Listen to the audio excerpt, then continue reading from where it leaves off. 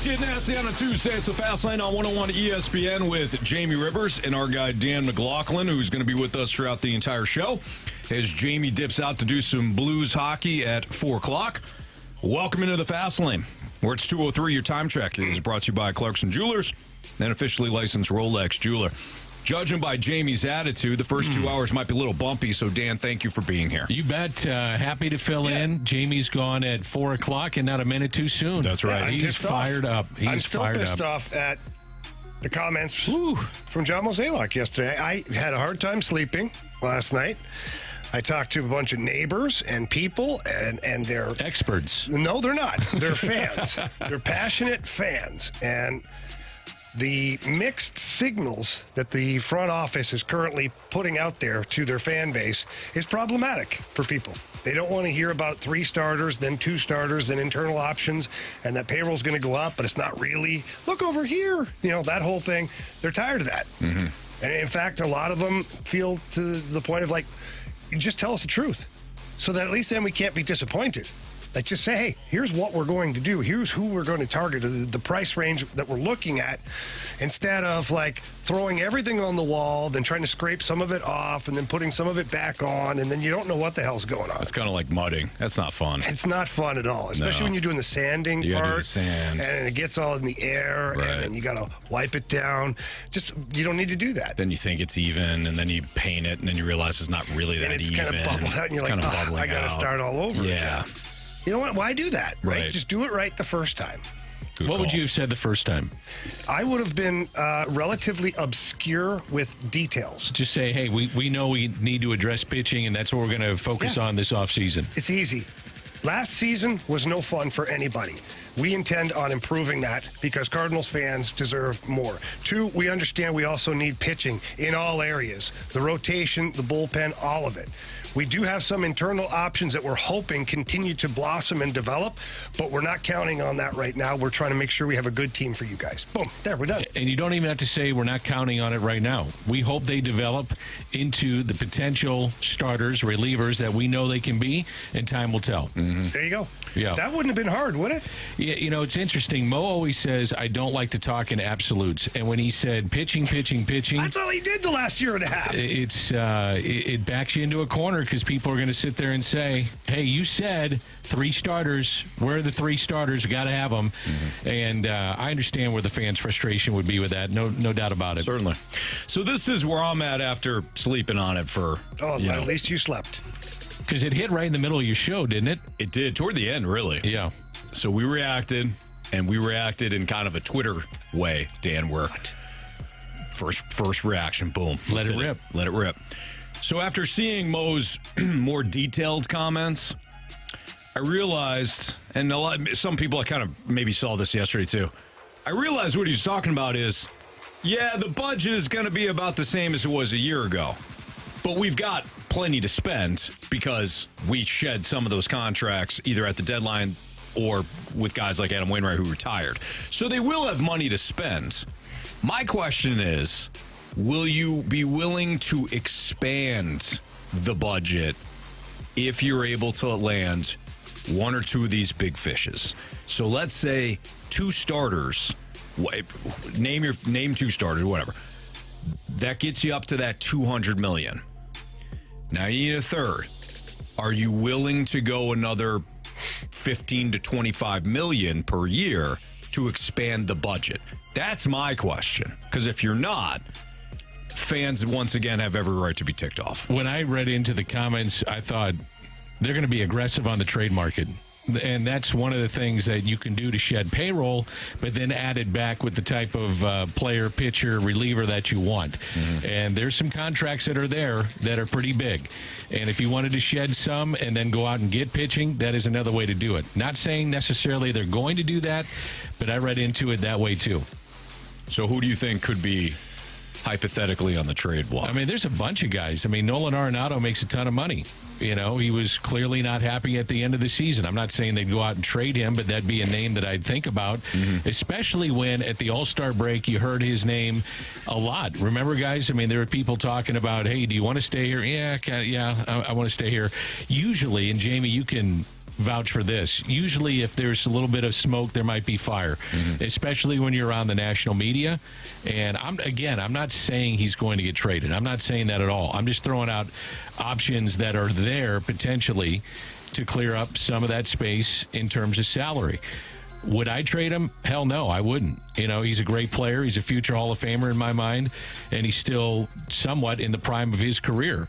And if you're going to win, you got to have some guys that have done it before in terms of not necessarily did they win before, but I mean guys that have been in the major leagues for a long time to teach young players, and they've got a lot of young players. So it's kind of a double-edged sword. Do you keep him, or do you say, he cleans out a lot of the salaries that we have, and we can go get a lot of pitching for him? Or you better get an ace. Yeah, you better get Absolutely. Yeah, because you're getting rid of an ace at third base, right? Like, that's what it is. You're losing one of the best third basemen in the game, bottom line. Yep. So if you're going to irritate your fan base by getting rid of one of those guys, one of the best third basemen maybe ever. Oh, not maybe. Maybe, right? Like, he's in the conversation. Yeah, absolutely. So if you're going to do that, you better make sure that you're getting something of equal value in return.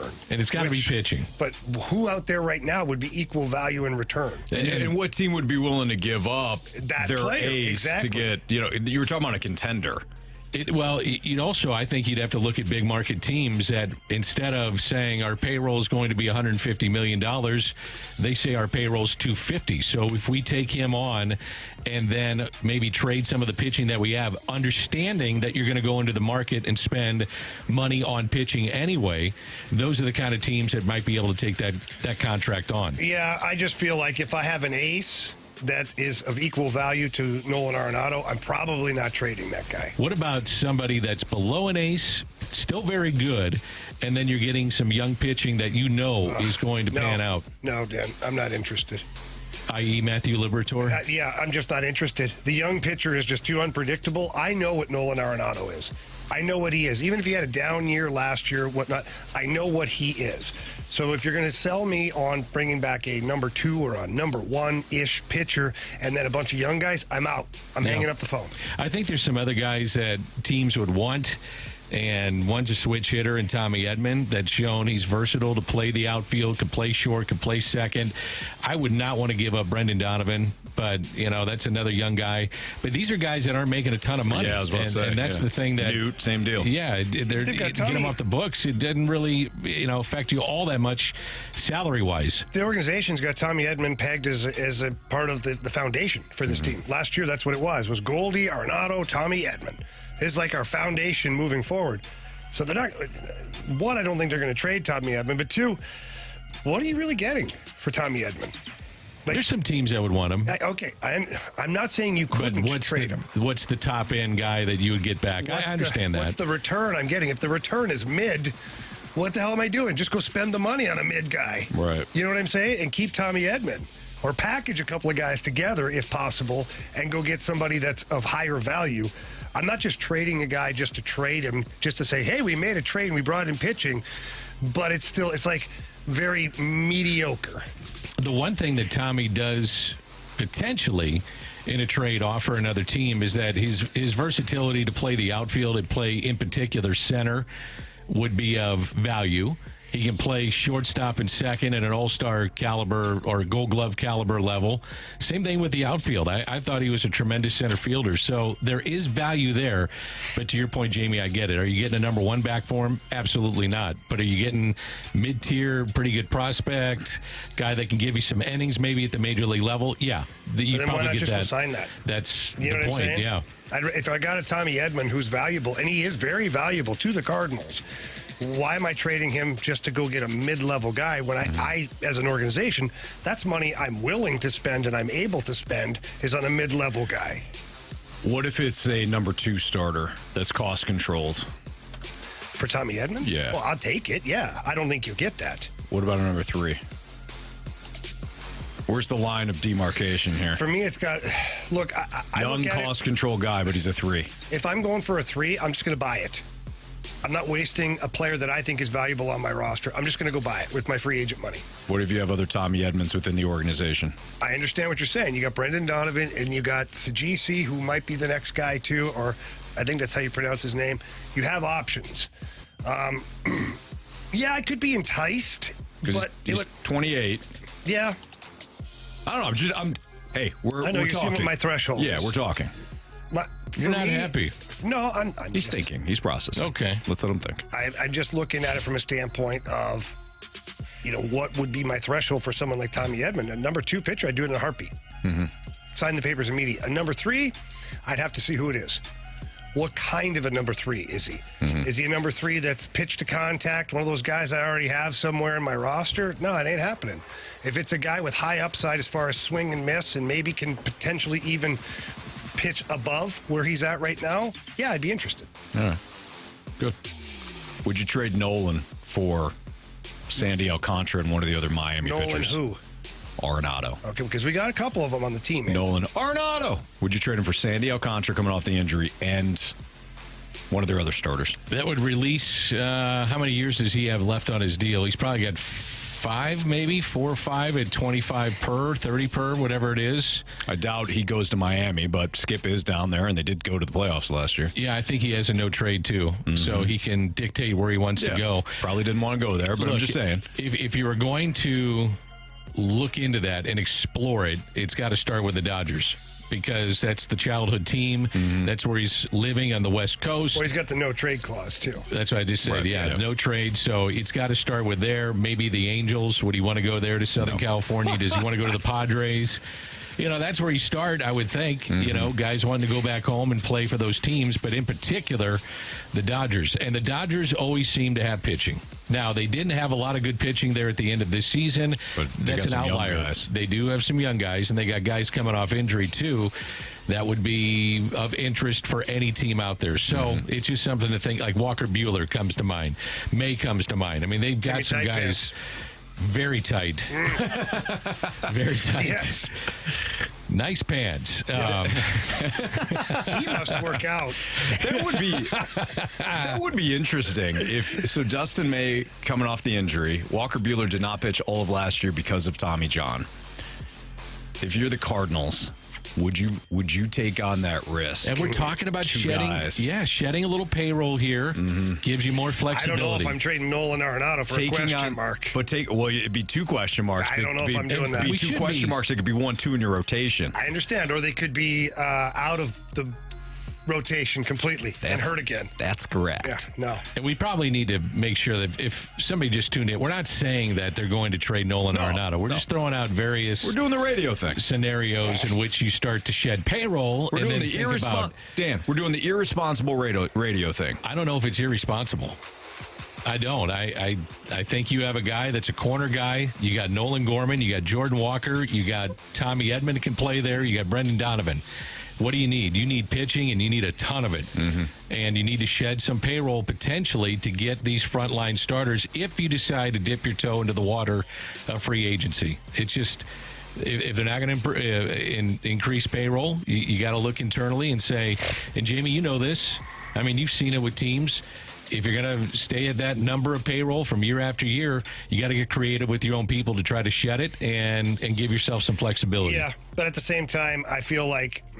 And I understand your thought process, and I don't disagree with it. From my own standpoint, I look at it and go, if I'm really trying to change this organization overnight...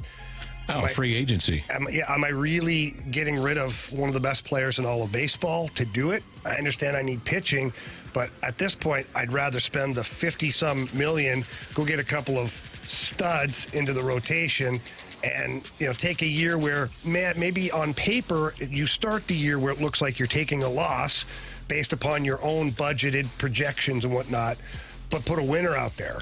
Here's the other thing that we haven't talked about. How much will some of these players defer?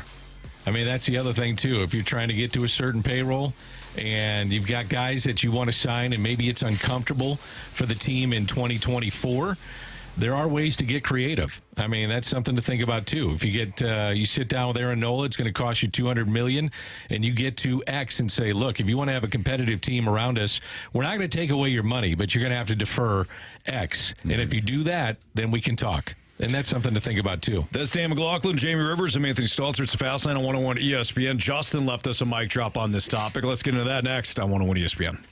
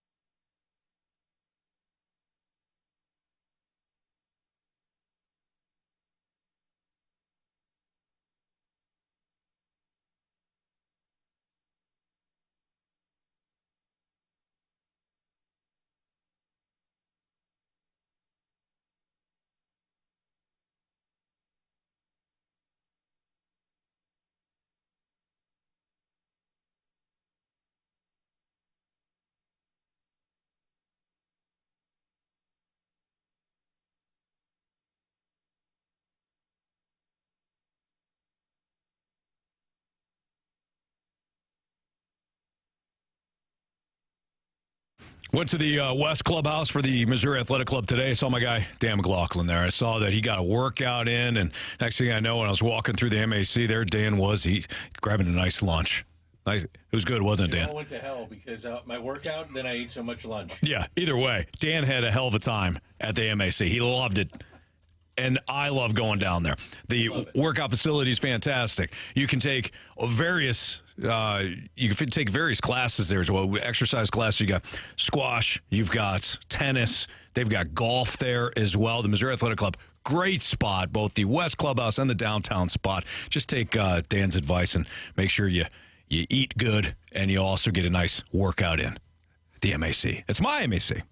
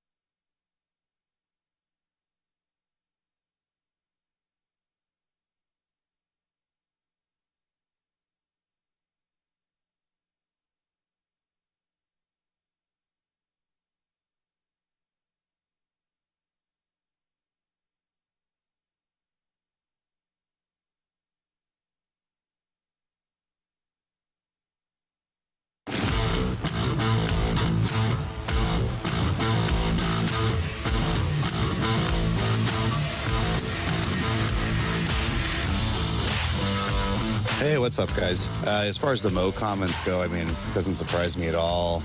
They've basically done the same thing for the last 11 years now. Settle for mediocrity, make the playoffs, have a winning season, and then, get knocked out. No World Series, that kind of thing. Get humiliated in the CS a few years ago.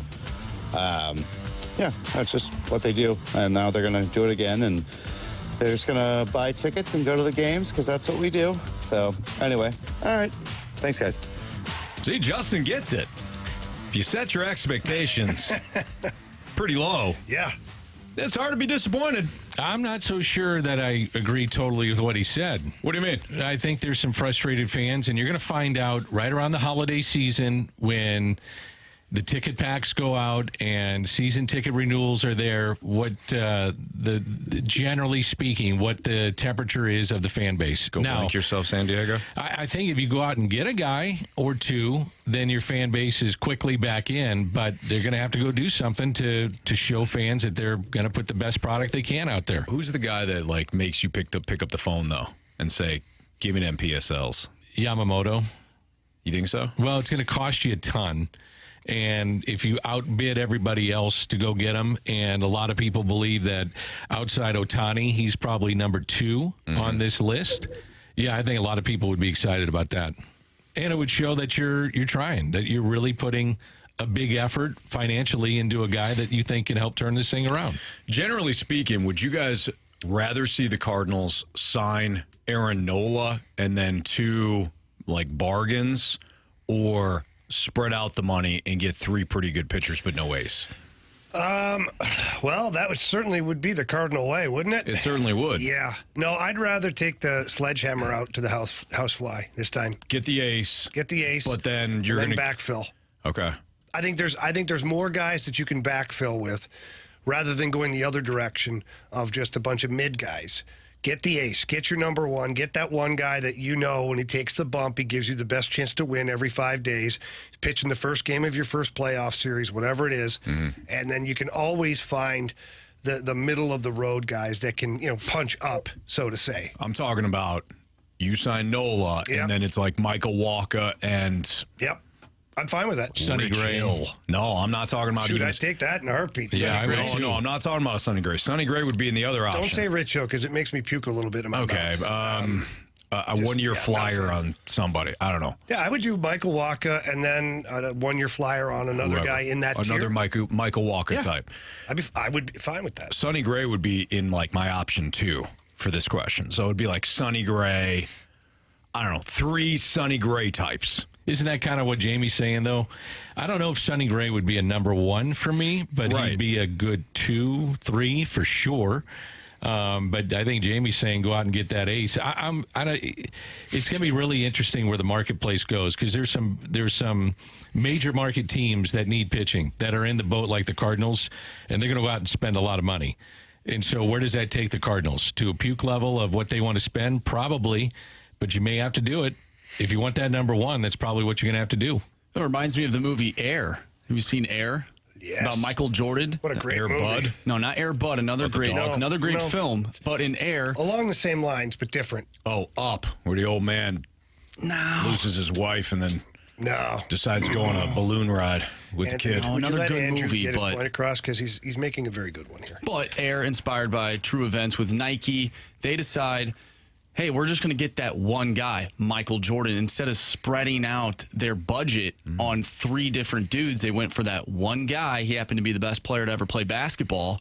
And look where Nike is now. That's kind of what it reminds me of. Go and get that one guy that will put you over the top, just like Jamie's talking about.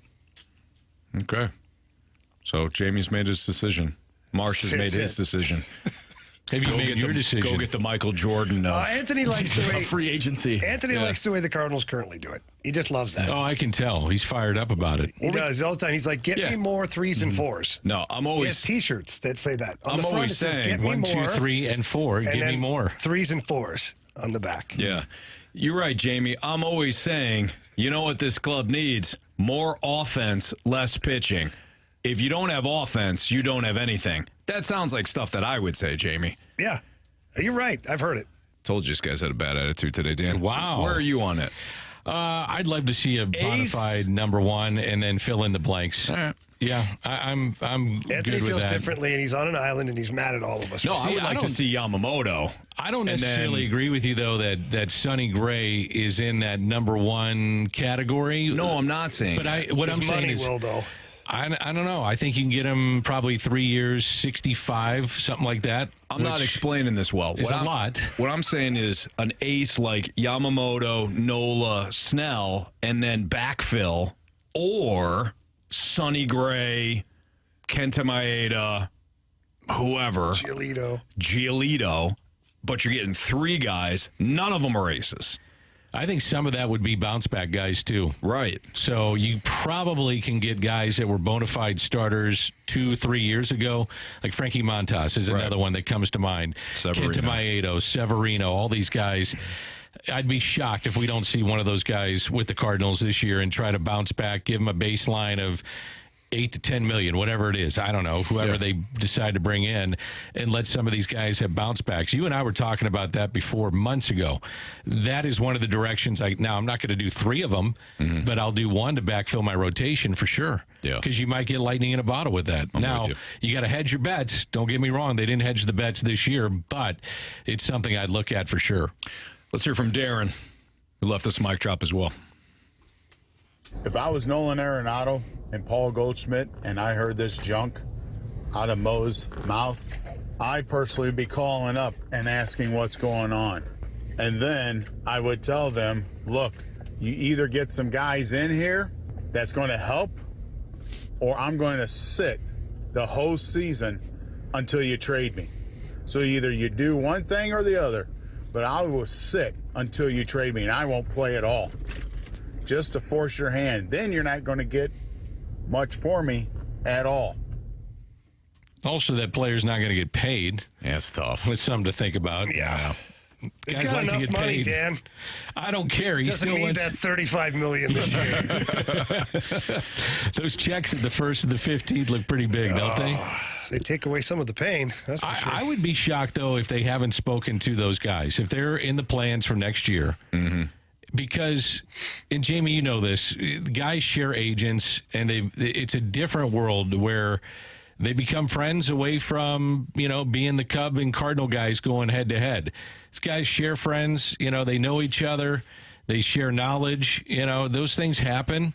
So you back channel it a little bit.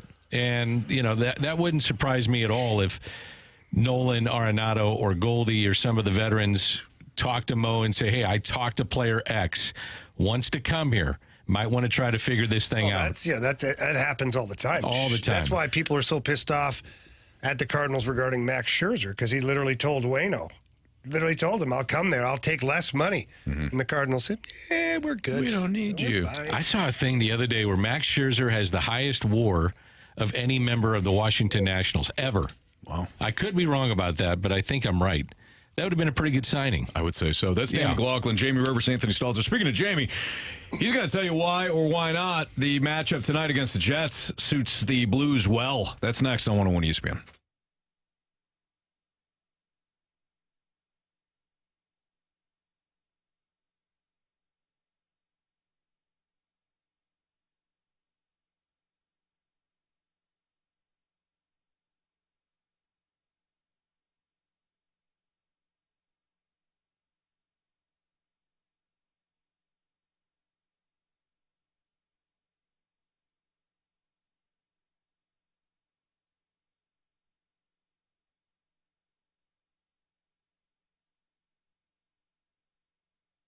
Anthony, FanDuel is our favorite sports book, and we're not alone.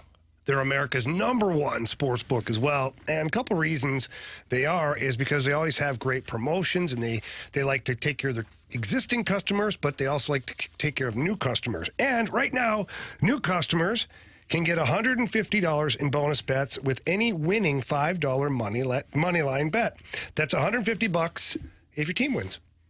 Yeah, so you could take the Cowboys, for example, against the Giants, the Tommy DeVito-led Giants on Sunday, and just roll with the boys, and then you get the $150, like Jamie was talking about, if Dallas wins, and I think if they just show up, they should win by 30.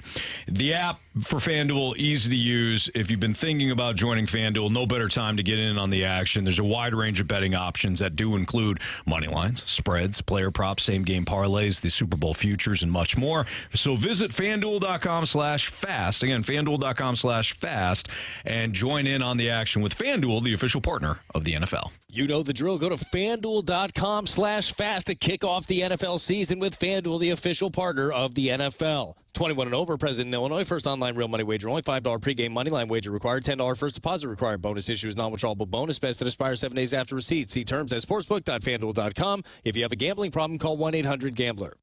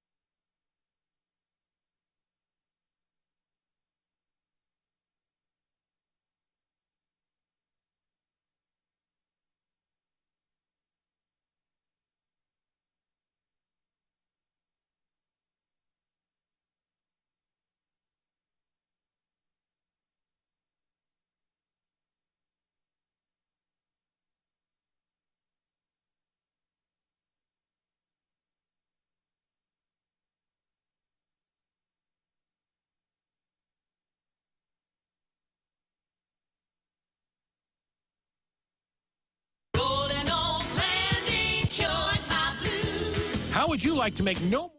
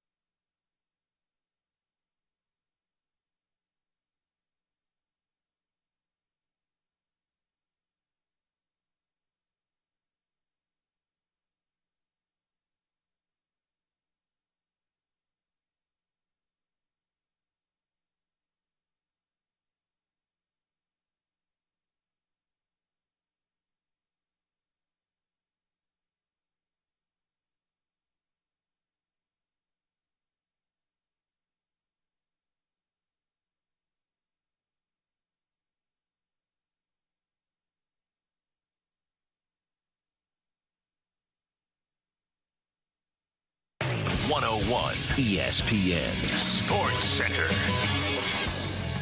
I'm Andrew Marsh. It's time for a Sports Center update driven by Johnny Londoff Chevrolet and Johnny Londoff Autoplex. The Blues taking on the Jets tonight. Pregame starts at 6. Puck drop is at 7. You can catch all the action right here on 101 ESPN. We'll talk with Joe Vitale at 5:30, so stay tuned for that one.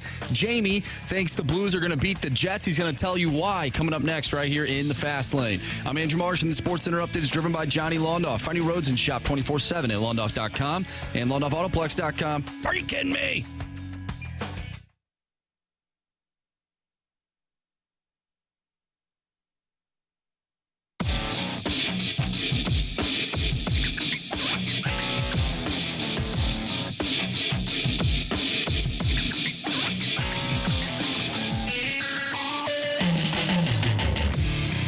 Jamie Rivers is with us for another hour and a half before he goes to do some TV for Bally Sports Midwest, with Dan McLaughlin filling in as well. I'm Anthony Stalter. It's the Fast Lane, and tonight, Blues Jets pregame starting at 6 o'clock.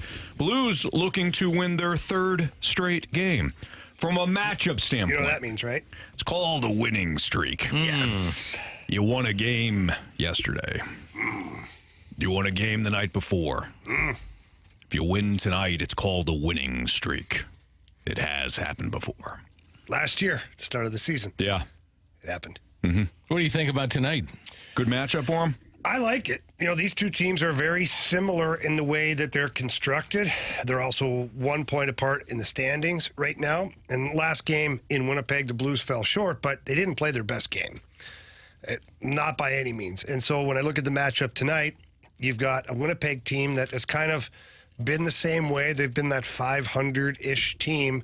But the Blues over the last couple of games have really showed some signs of, developing their game. They're coming out of it a little bit. The game against Cohesion, isn't it? Yeah, and just the way they're playing with their team speed. And that doesn't mean skating. It's just getting on the forecheck, moving the puck to guys who are open, battling to get open so you're available. All that stuff has really kind of, come to the top of the heap right now. The New Jersey Devils game was a great building block for the Blues because that's a really good, fast, talented young team over there. And they're going to be in contention for their division. They're a playoff team for sure. And then the Montreal Canadiens, I don't know if they're a playoff team yet. It's going to be close, but they have a ton of really good, young, talented players that skate awfully fast too. And the Blues were able to take it to them. So really, I'm optimistic tonight against the Winnipeg Jets team. I think that if the Blues play the same way as they played against New Jersey and Montreal. They'll generate way more opportunities to the net against Winnipeg, which was what they didn't develop the last time against the Jets. They didn't get enough pucks to the net. They didn't have enough bodies to the front of the net. The last 2 games, that's been different. So that's why I feel like tonight's a good matchup for them. Jamie, when you look at this current Blues team, and let's throw in obviously the last 2 games too. So we're not going to minimize what we saw in the first 8 games, but we're also not going to just say, the last 2 games were a fluke. So everything that we have seen thus far in these 10 games for the Blues, what are the teams that are going to give them trouble, and what are the teams from a stylistic standpoint? Yeah. And what are the teams that the Blues are going to give the opponent trouble? Well, here's the thing: is there's only a select few teams. If we're taking the Western Conference alone right now, okay, because we could go through the whole league and be here till tomorrow. But if we look at the Western Conference, and then if we dial it back to just their division, the only 2 teams that I feel are problematic for the Blues in their division are Colorado and Dallas. And the reason is that both teams are very skilled, very fast, and they've got size, and they've got good defense and goaltending. So that's problematic for any team in the league, for that matter. But when you're looking at from the Blues standpoint within the division, all the other teams that they have are beatable. Like they're games where you should be focusing on the fact that you should be winning. Winnipeg is right there with them, So tonight is an important game. And if you expand it to the Western Conference, the Pacific Division, oddly enough, has turned into a real competitive division, because for the last couple of years it's been like 2 teams and then the rest, or the number 1 team and then nobody else, because there's been some rebuilds going on, all that stuff. You get the Vegas Golden Knights, who've only lost 1 game so far this year. The Vancouver Canucks look like I don't even understand what happened over there. They have literally the same roster as they had last year, except now Rick Tocchet has had a half a season, a full off season, and a training camp to get these guys going. You always liked him. He's an amazing coach. And Blues fans, if you think Rick Tocchett's a great coach, you should love Craig Berube too, because they coach almost identically. And they're best friends, and they talk, and they exchange information all the time about coaching and players and all this stuff. So if you're excited about Vancouver, you should still be excited about your own head coach here as well. But the LA Kings are a contender. The Anaheim Ducks, they've won 6 in a row now. Who the hell saw that coming? Dan. Yeah, well, Dan did call it. That's just right. like the San Jose start. Yeah, I had that peg too. Yeah, poor Anthony. But overall, I love the Sharks. Come he's on. a big Sharks fan. I always have been. I love Sharks. Just not the San Jose variety. You have that Olin Nolan signed jersey in the back. He does, Dan. You got a good memory. Thank you. You do. I don't like the one that he scored on Roman Turek, though. Yeah, that one? Or did the one where Bergie threw it in the net? Those come to mind. Yeah, that was a chip in by Owen President's Nolan. Trophy Bergie grabbed team. the puck and threw it in the net. Hey, I got something, by the way. Yeah. Shots on goal. So they were outshot in the first 5 games by a wide margin. Now you're seeing 35 in the last, 2 out of 3 or 3 out of 4, whatever it is. Yep. Why? Well, I think there's a lot more attention to putting pucks to the net. I think Craig Berube and the coaching staff literally told these guys, like, you can't, nobody's scoring right now. So how the hell can you pass up opportunities to shoot the puck if nobody's scoring? And that was the case. I mean, Braden Shen hadn't scored. Jordan Kyrou was snake bitten. Like, so many guys were just not. Kevin Hayes had 0 goals at the time. And over the last 2 games, what's really changed is the number of attempts. They're just firing it. Yeah. So the first, stretch of games was like average of 47 attempts on net. And in the last 2 games, it's somewhere in the upper 60s for attempts on net. And that's generated into more actual shots on goal. And obviously, we've seen that it's generated into more goals. So, yes, they're working hand in hand right now. Honest question. How well do you know Red Berenson? It was 55 years ago that he scored the 6 goals. Yeah. Yeah. I know Red pretty well from doing a lot of the alumni stuff. That's what I was wondering, yeah. He comes in from time to time to do some of the fantasy camps. Such a nice man. He's a stoic dude. Yeah. Like, he reminds me, he's like, if you cast somebody to play Red Berenson in a movie, it'd be Clint Eastwood. I just was going to say Clint Eastwood. It would be Clint just was going to say that. He's got that face where it looks like if you rubbed it, like you're going to bleed. It's like that leathery face. Hadn't really aged all that much, But just like, you don't want to cross him. No. And he's soft-spoken at the same time. So when he speaks, you're listening. Yeah. There's a point to it. Yep. Yeah. So, Red is a fantastic individual. That's one of the things I love about, being here in St. Louis and being able to do so many different alumni events is I've got to talk to and shake hands with guys that were here on the very first St. Louis Blues team ever. And then every era since then, there's relationships, there's friendships. Like, Alex Steen's a really good friend of mine. He's obviously of the more modern era that just happened. Obviously, Barrett Jackman. But you work your way back and you're like, there's guys that I'm buddies with from every friggin' era, all the way back to like Red Berenson. Yeah. So those guys awesome. come around all the time. Yeah. And now I think it's going to be interesting, like in 20, 25 years, the second generation of these kids that hang around, because they all made it to the NHL. Not all, but you know what I'm saying. A great majority of them made it to the NHL, and yet all these guys coaching their kids. I mean, it's going to be interesting to see what the city is perceived in the NHL, or how it's perceived to be truly a great hockey town in North America. Now I don't know what Canadians think of it. I think they think, well, it's, a town in the middle of the country, and they've had a little success here and there. They won the Stanley Cup. But now when you see all these kids coming out of here, that is awesome. It's awesome. I get so many former teammates and guys that I played with who are scouting, whether it's the junior, collegiate, or pro level.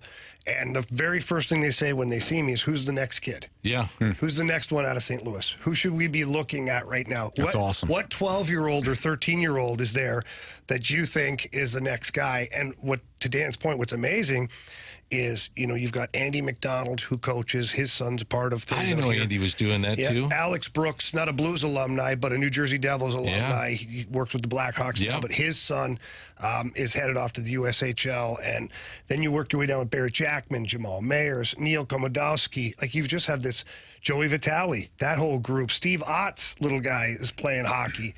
So it's amazing to see, like, the number of these young players that have, lifelines to NHL players. Yeah. The competition will make you better, but the coaching is just remarkable. Coaching is second to none. Yeah. I will say that I will put up the coaching here in St. Louis against any youth hockey market in the world. What's the competition like amongst these kids? I mean, is St. Louis looked at like upper echelon right now? It depends on the birth year, obviously, but a lot of the kids are, a lot of the St. Louis kids, like when you go to a showcase or a big tournament or things like that, when you see the St. Louis AAA Blues or St. Louis Car Shield AAA team, teams take it seriously. They know, like, this is a real program. And then especially when you go down, you look through the coaching staff. You look over and you see Jamal Mayers, Matt Lashoff, Tim Peel on the bench for one team. You get Steve Ott and Jordan Fox and another guy. Like, you're going to go, okay, these are good players, but the coaching staffs are unreal. Or you still have Jeff Brown that jumps on behind the bench from time to time. Like, it's wild, man. Yeah. Dan McLaughlin, Jamie Rivers, Anthony Stalter. Speaking of Dan, his favorite quarterback played last night. And are the Chargers back? That's next on 101 ESPN.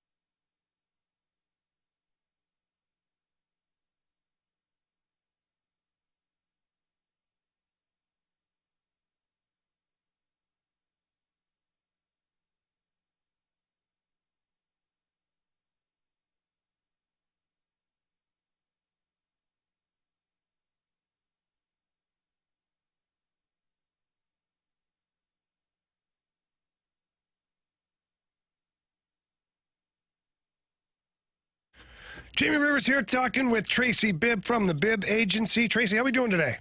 We are awesome. How you doing? Well, I'm doing pretty good. I'm wondering, is now a really good time to revisit my policies and kind of check in on rates and proper coverage?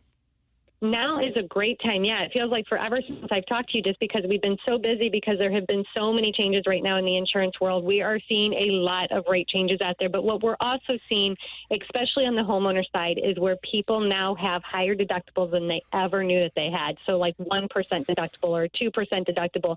And that is very surprising at the event of a claim. So you have maybe an ice storm roll through here, or a tornado or a hailstorm or something like that, and now you do have damage, and you find out your deductible is a lot higher than you ever expected it to be. We are not changing deductibles here at Allstate, so it would be a great time to give us a call. Let us see what we can do. We could still put you at $1,000 deductible and get you better insured. Yeah, that's right. You heard her. Give Tracy Bibb and the Bibb Agency a call for a free non-committal quote. That number is 314-328-4260. Again, 314-328-4260.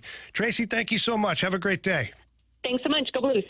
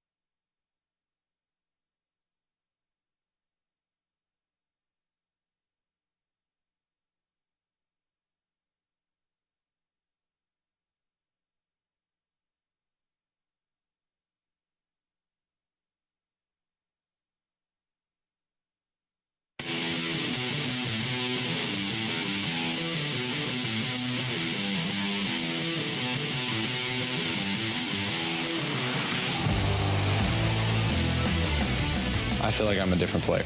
I feel like I'm in the best position I've ever felt mentally. My understanding of the game, I feel ready to be out there and be competing, and so that's what's so frustrating, and just not getting things done. You know, it's frustrating, and it starts with me finding a way. That's Zach Wilson. Do you think he's a different quarterback now, Dan? I think he's horrible. I think he's terrible.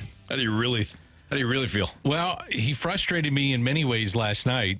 You know, I mean, the Jets and trying to stay close. Again, Anthony, for my friends, when I gave them advice on maybe what to do with a few shekels, you know. For your friends, did you feel like you had lost it for your friends? I did. I felt like I lost it just for them. And when the punt return happened, I thought there's no way they're coming back in this game because they have no offense. Yeah.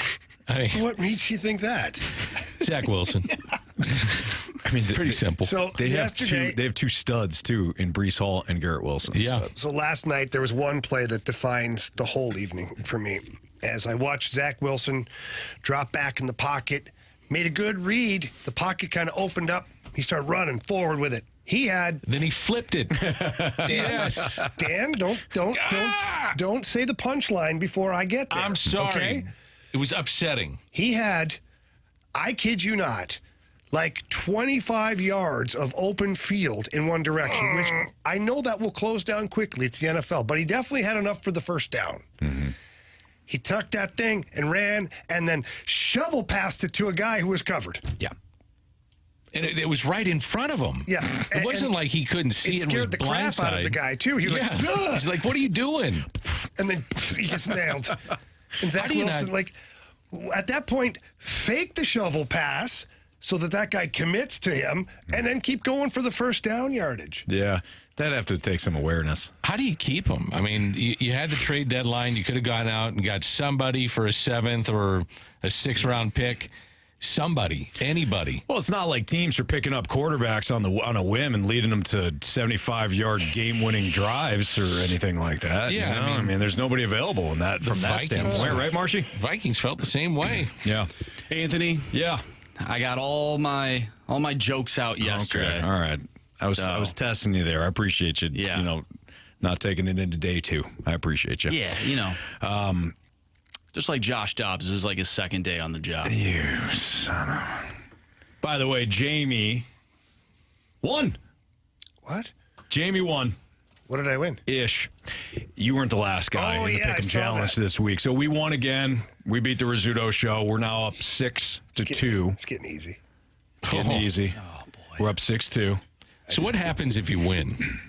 If we win, yeah, they're sponsored by our show for a full month. So every single time Riz comes back or says the Rizzuto Show, he has to utter, which is sponsored by the Fast Lane. Brought to you by the Fast Lane. Yeah. And the other big prize this year for us, if we win, is they have to do a sexy photo shoot. Really? They have to do a sexy photo shoot. They're going to borrow Jamie's swimwear? We get to pick the outfits. Could be your swimwear. Yes. Maybe the whole line of it. And then we get to use game used. Gently used. We get to use the speaking of which, the photos. Exactly. We get to use the photos from said sexy shoot for, I don't know, a year or something like that. Yeah, and Tommy Mattern beyond that. Tommy Mattern has informed us that there's actually a billboard that's available in that time frame. No. Mm-hmm. Yeah. So, that'd be beautiful. Should be good. Would it be a picture of them sponsoring like our show, like you would say the Fast Lane, but it's a picture of them? That'd be nice. Yeah. Well, that would be misleading though a little bit. Let's not get ahead of ourselves, okay? Let's get like a nice don't go 8 week ordering lead. the rings yet. Let's not order the ring. Let's get a nice 8 week lead. 28-3 or anything. Yeah. Oh wow. Okay, Marsh. That is true, and Anthony is part of this team, so that does scare me. Just a fact. Yeah. No, I'm with you. Just associated with them. Hey, do you guys think the Chargers are back? Because I don't.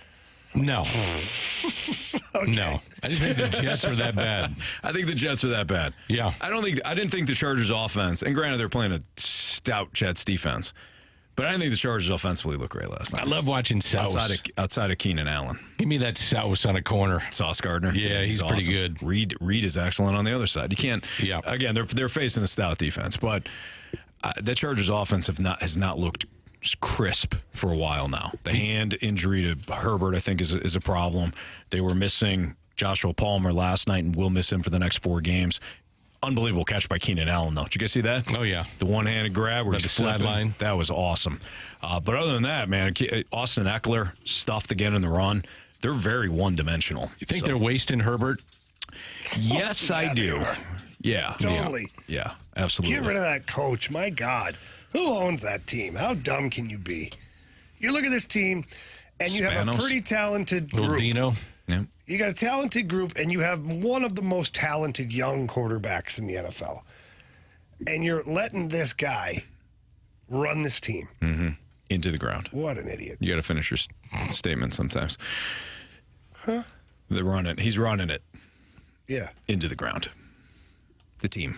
Yeah. Anyways. What the hell did I say? You just said he's running it. And I paused for dramatic effect, and then you decided that you'd just jump in. I thought you were done. No, I wasn't. I wanted to assist you. Trust me, Anthony, you'll know when I'm done. I wanted to assist you, Jamie. I'd agree with Jamie. You're going to know. You will know. Hey, dividing up the money for 3 Sonny Gray types, is that better than 1 ace? We got a mic drop on this topic next on 101 ESPN.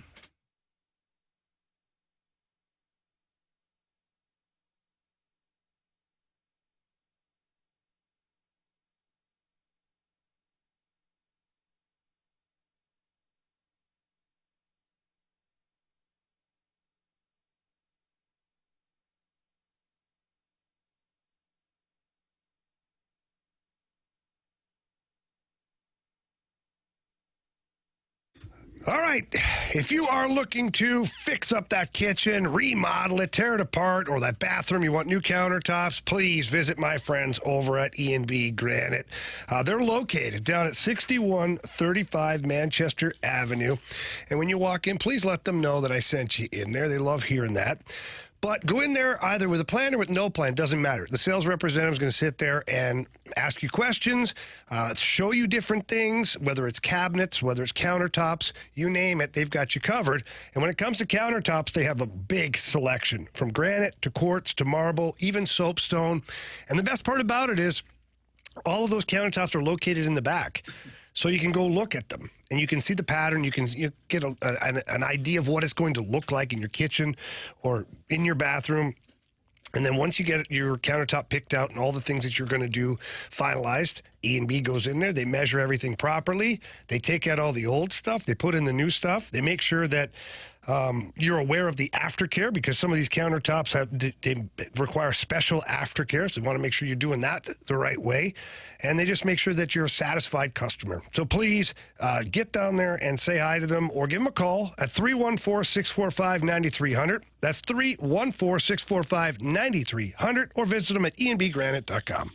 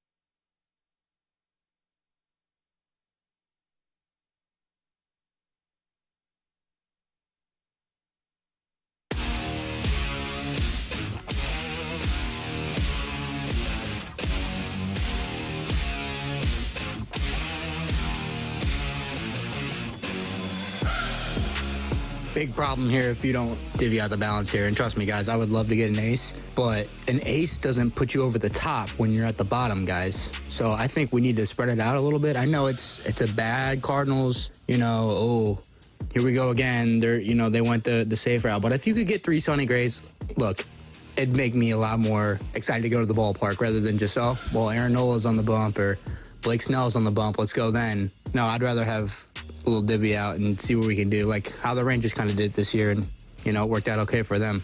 So that was Jake responding to the question that I posed to you guys, and I love that Jake chimed in here, because Jake had a different take than what we did. And if you want to respond to this too, leave us a mic drop. Why? Because the Cardinals have, they've beaten him up so much emotionally that he's willing to buy into what they've done traditionally, and I feel bad for Jake. Jake's trying to build a team. Jake is afraid of the change. He's fiscally responsible. Yeah, no, he's afraid of change. They're Just like the Cardinals. The same money. The Cardinals are afraid of change. They don't want to do anything different than what they've done before, and I feel bad for Jake. That's been, pounded in there, and We'll work together. Jake, call me. We'll work together on this. First of all, Jake's doing just fine, okay? He's got a very good insurance company that's popular. He's doing good. Now, you, Jamie. What? He's spending the same amount of money. He's just spreading it out a little bit. You don't believe this crap. Yes, you don't I believe do. the crap you're spewing right now. Jake's trying to build a starting rotation. He's not just trying to get one pitcher. So first of all, let's take Jake's name out of it. This is not Jake's fault. This is on somebody else. It starts with a J. Okay? Anthony Stalter? No. Jamie? No. John Mozeliak, guys. From Jamie's Vacation Speedo. Yeah. Yes, preach, Jamie. Thank you. They get it. No, I'm tired of this, we'll just, kind of sort of glue it together type thing. Anthony, for 2 years, maybe more now, but 2 years that I've been keeping track of, you have been absolutely against this whole model. You wanted the sledgehammer and the housefly. That's all you talk about. Give me that big hammer is what I heard you say it several times. Over and over and over again. And you just want to smash it over and over again, okay? Yeah. Now you're doing this. Now you're okay with the tack hammer and 50 nails. What are we doing? No, but I was honoring Jake and his mic drop. It's not about Jake anymore. It is. We got a text from Jake. Jake's got feelings. I love Jake. Jake texted in from 314. Jake, I don't want to go to the ballpark every fifth day looking forward to one pitcher. If we don't have a rotation, we'll never get out of where we are. Well, you can go to the ballpark every day then with some mid guy and lose every time. Wow. Look at this year. How did that work this year? I do want... How many times you go to the ballpark this year? Watch a number 4 or a number 7 on another team on the bump for your club.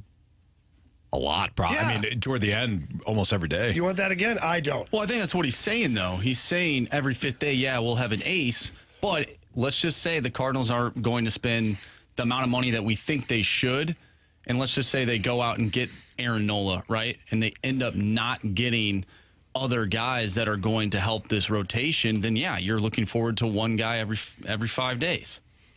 You don't technically get any better if you're only, one guy can't make you a division winner or a World Series winner. Or a rotation. What about signing an ace, but then being aggressive in the free agent market with, doesn't even need to be mid-tier, and then trading for mid to ace type? So you're getting a 1, 2, and a 3, which I could see them going in that direction. But I do think they're going to get an ace. Now, who that ace would be, if it is Nola, Yamamoto, I don't know. But I do see them, though, getting 3, and your third could be the bounce back, or it could be a trade. Number 2 could be a trade, too. There's a lot of money they can shed off this thing. Who are you trading to get these players? Because who the hell wants your spare parts right now? Well, I think you can trim payroll. Okay, but who are you trading to get anything of significance? Oh, there's a bunch of guys you could. Now, I'm not saying that they will. I think I know you got Arenado, you got all these guys, but realistically, Nolan Gorman would be a huge trade chip. You spend a decade as an organization trying to draft and develop a player, which you did, a left-handed bat with pop, and now you're going to trade it away. If personally you're worried wouldn't. about a Rosarena nipping you in the butt before, what about this? Well, you got to be, you got to make tough decisions, man. You're in that hot seat. I know. Sometimes you do, sometimes you don't. But that's why they pay him those kind of bucks to sit there and say, hey, we believe in you one way or another. It may be tough to make these trades, and it may not work out down the road, but that's your job. Whether you've been burned or not, that's something you got to think about. We got a text from the 618. Give me Gray, Rodriguez, and Stroman on shorter deals with a bullpen as opposed to Snell or Nola. I'm in on that. Are you kidding? Those are 3. No, let him talk. I'm in on that. That's not at all what we're talking about. Sure it is. No, it isn't. Those guys aren't technically Those aces. guys right there will cost you way more than the $50 million that you have available. But you're getting 3 guys. You got to stretch the budget. God, Anthony. You got to stretch stretch not the it. Same. No. A yes to that deal, of course. But that's not what we're describing here. We're describing I don't know. Give me a mid pitcher. Hurry Gray. up. No, not Sonny Gray. Someone worse than him. Give me someone worse than him. What would you consider Gray then? I don't know. I'm on a roll here, Dan. All right. Go right ahead. So Lucas Giolito. Yeah. Okay, be like getting Giolito, backfill that with a Drew Verhagen and something else. No. That's what the Cardinals are going to do. If they do that, That's what they're going to do. then, don't even play next year. Okay, that's what I'm saying. Yeah, but that Just wasn't cancel the season now. that wasn't the thing, you know? That wasn't what we were trying to say. I think Spread you're out the money. Disgusted. You'd be protected with Zach Thompson, so that would be, let's say that's 5A, okay? You go out and get an ace. There's your number one. Number two could be someone a little under Sonny Gray. Because Sonny Gray's a stud in my mind. I think he's a really good pitcher. And then your third is a bounce back guy or somebody that you look at via trade that is similar in terms of some of the salary that you wipe away and can get yourself a pretty good pitcher. That's something that's one of the roads you can go down. Yeah. Mm-hmm. It's legitimate. If you're going down that road, I just assume go get, who'd you say? You said Zach Thompson on the back end of it. And who'd you say? He'd be like 5A. He's one of the guys. Did you say Nola or did you say Gray? I'd probably go Nola. Nola? Good. Then after you're done with that, go sign Trevor Bauer. And there's your guy. There's your guy. He either works or it doesn't. There's a lot of people that want to see that happen. It either works or it doesn't. You pay a small amount of money for a flyer on a guy that has every motivation. No, he'd be a number one on almost every team. So there you go. Now you get a Nola who is a number one, and then you find another one that you're paying number 5 money for that could be another number one. But I don't think the Cardinals do that. Yeah, we'll find out. 311, your time check is brought to you by Clarkson Jewelers, an officially licensed Rolex jeweler with Jamie Rivers and Dan McLaughlin. I'm Anthony Stalter. Has the increased shot volume led to more success for the Blues? We'll get into that next on 101 ESPN.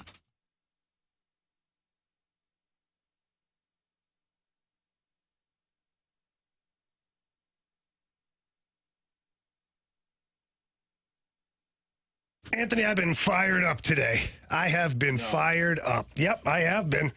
Wasn't always the case, though. Not too long ago, I was tired and run down and couldn't figure out how to get more energy, and I wasn't happy with weight gain and a little anxiety.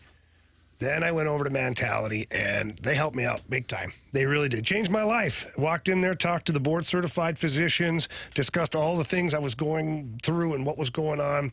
They took a blood panel, and they were able to provide me with answers and a program specific to me that has changed my life. Well, Jamie, we were talking about this yesterday. It's amazing what you start to cut out, and you don't even realize it. You start to cut out a lot of the energy drinks and the coffee and, you know, the things that you think that provide that energy for you. That's not sustained. That's not doing your body any favors.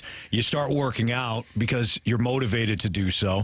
You start to eat right because you're starting to feel better, and it all works. That focus is there, the motivation, the energy, all of that. And when we talk about, you know, going in there and telling Jamie and Anthony, you're going to see a bunch of people. You're going to see a bunch of people that are on, you know, different programs, but really there for the same reason, to get their life back in order. So if you feel run down, you feel like you don't have energy, you feel like you don't have any of that motivation or drive, whether it is to work out or just to, you know, go throughout your daily routine, head down to Mentality.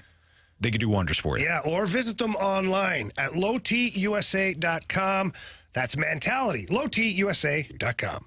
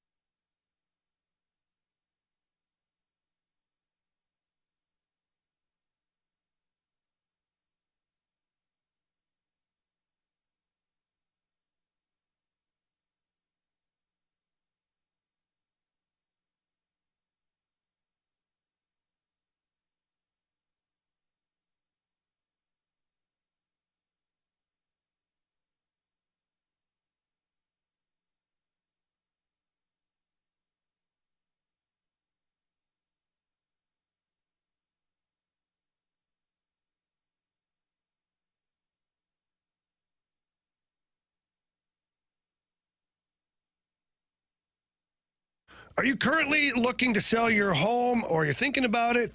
Well, then please call the best. And the best in the business is Gloria Lou with your home sold guaranteed realty.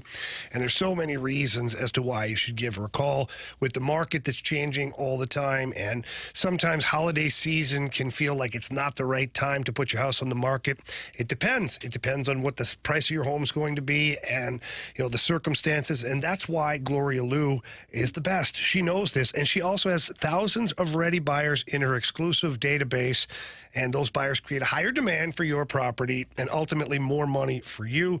Gloria also has different options, too, to help sell your home. And my favorite is guaranteed sales, where Gloria sits down with you, the homeowner, agrees upon the sales price, and she sells your home for that price, or she buys it herself, and she guarantees all of that in handwriting. So please, if you're going to sell your home, call the best. Call Gloria Lou. Tell her Jamie Rivers sent you in. That number is 314-325-6888. That's 314-325-6888. Or visit GloriaHasTheBuyers.com. Conditions do apply. Gloria and the seller must agree upon the sale price and possession date.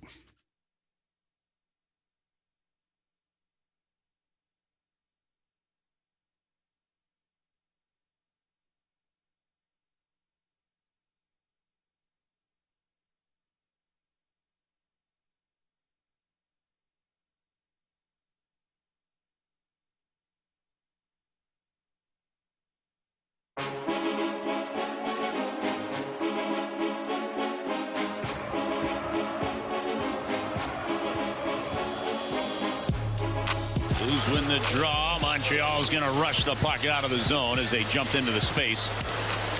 Blues will get it back in. Thomas to the middle. On his forehand. Score! Robert Thomas. Goals in 3 straight games. And the Blues have taken a 2-1 lead. That was Chris Kerber from the weekend. Robert Thomas scoring the goal. The Blues winning back-to-back games. And now they'll host the Winnipeg Jets. We'll have the pregame for you starting at 6 o'clock. And we'll also have, of course, the play-by-play coverage at about 7 with Jamie Rivers and Dan McLaughlin. I'm Anthony Stalter. Jamie, I know Dan had asked you this before, but it's something that's kind of worth expounding on because of what the Blues weren't doing before those back-to-back wins last weekend. Do you think the shot volume has set up the Blues to have more opportunities to score, or is it a bigger picture? Well, is there a bigger picture? Well, no, all of it's kind of connected together. And when you're not getting a lot of shot volume, sometimes it's because you're not playing with a lot of confidence. Sometimes it's because you're unable to possess the puck enough or long enough to get quality or any opportunities to shoot the puck. And it's amazing how the two go hand in hand. And the last couple of games for the Blues, they've been playing much better game, like on their toes, pushing forward up the ice. They've been generating more shot attempts to the net, more bodies to the front of the net. They've been retrieving pucks, too, like off of rebounds or missed opportunities. They're retrieving those secondary pucks or third pucks and possessing the puck again and getting more shots on net. So the confidence of the Blues rising. Is it a direct reflection of more shot volume, or is the shot volume more reflective of their confidence? I think they both go hand in hand. Don't you think, too, that guys aren't so worried with the new system, and now they're defensively, and you see more of just a flow to their game, which means puck possession, coming out of your own zone, not losing the puck, things like that. Are you seeing that, too? Yeah, I think there was a lot that was made of this new defensive system. Too much? I think too much, because realistically, I look at the NHL and there's like 17 teams that I know off the top of my head that run the exact same thing in their end. And one of them is the Vegas Golden Knights. They seem to be scoring.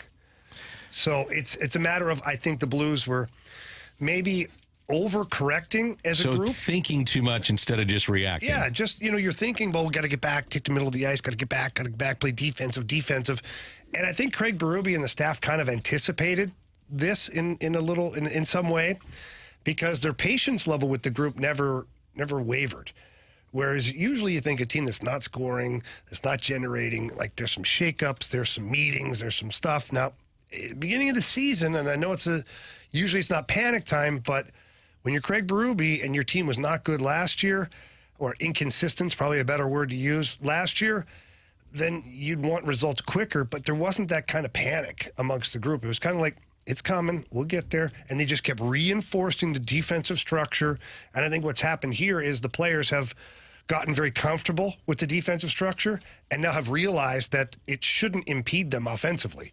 In fact, it should create more turnovers and therefore lead to more time with the puck, then hopefully creating more opportunities to shoot the puck on the net. How about Bennington so far? I think he's been great at times.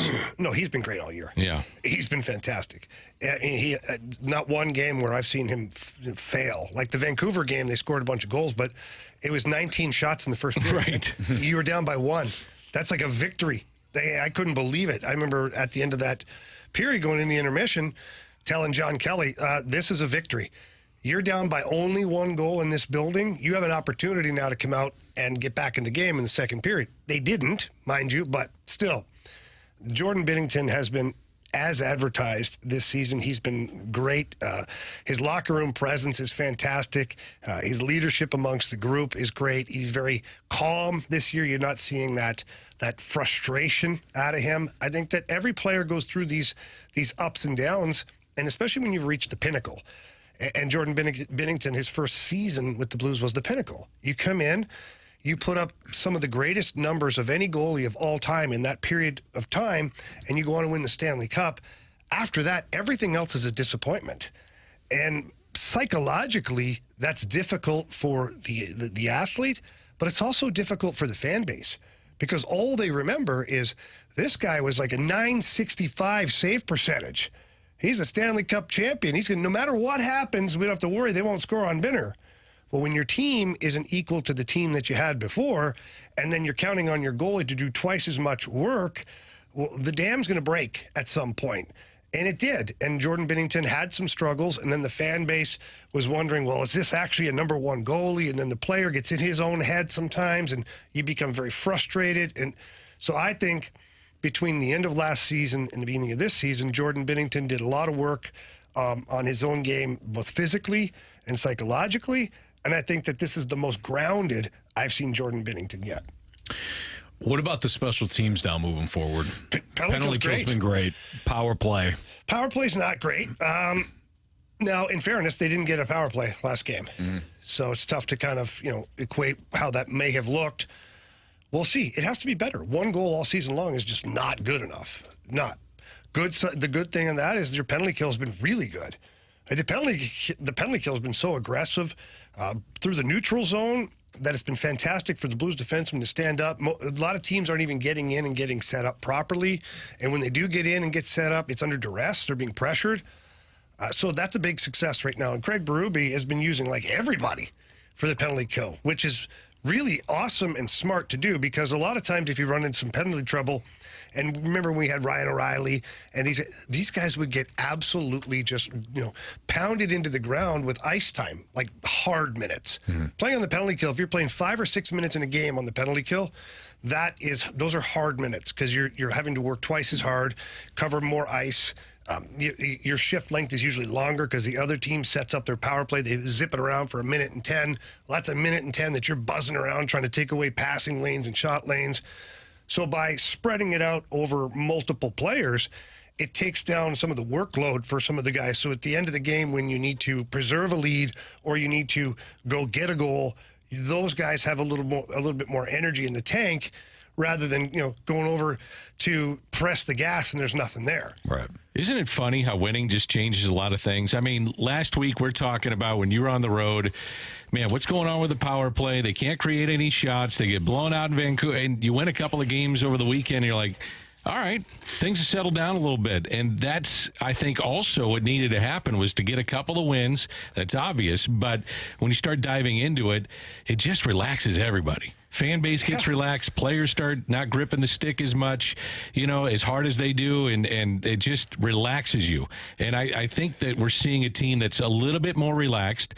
And what do you do when you relax? You're not thinking as much and you go play. It's more reaction. And I think that's something that we're seeing with the team. Well, you're definitely seeing it, around the group and in the locker room. Like the vibe being down there this morning is so different than 1 week ago. And that's what I mean, yeah. And guys like Jordan Kyrou, now he's not snake bitten anymore. Your captain, he's got his first goal of the season. Kevin Hayes has got a couple of goals now. Like everybody's kind of like breathing a little bit easier down at Enterprise. And to your point, about a couple of wins here and there, Dan, they're right in it, man. They're sitting at 11 points. Exactly. And if they win tonight over the Winnipeg Jets, they leapfrogged them into third place. Yep.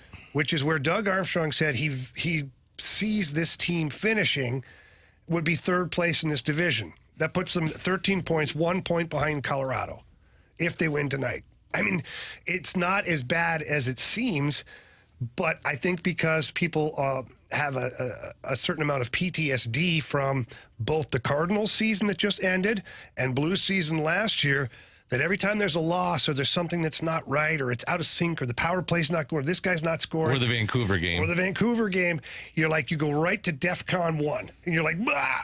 Like, this is not right. This is terrible. Get rid of everybody. Go for a high draft pick. No, don't slow down. Pump the brakes here. Long season, and this team's going to be right in the mix. Mm-hmm.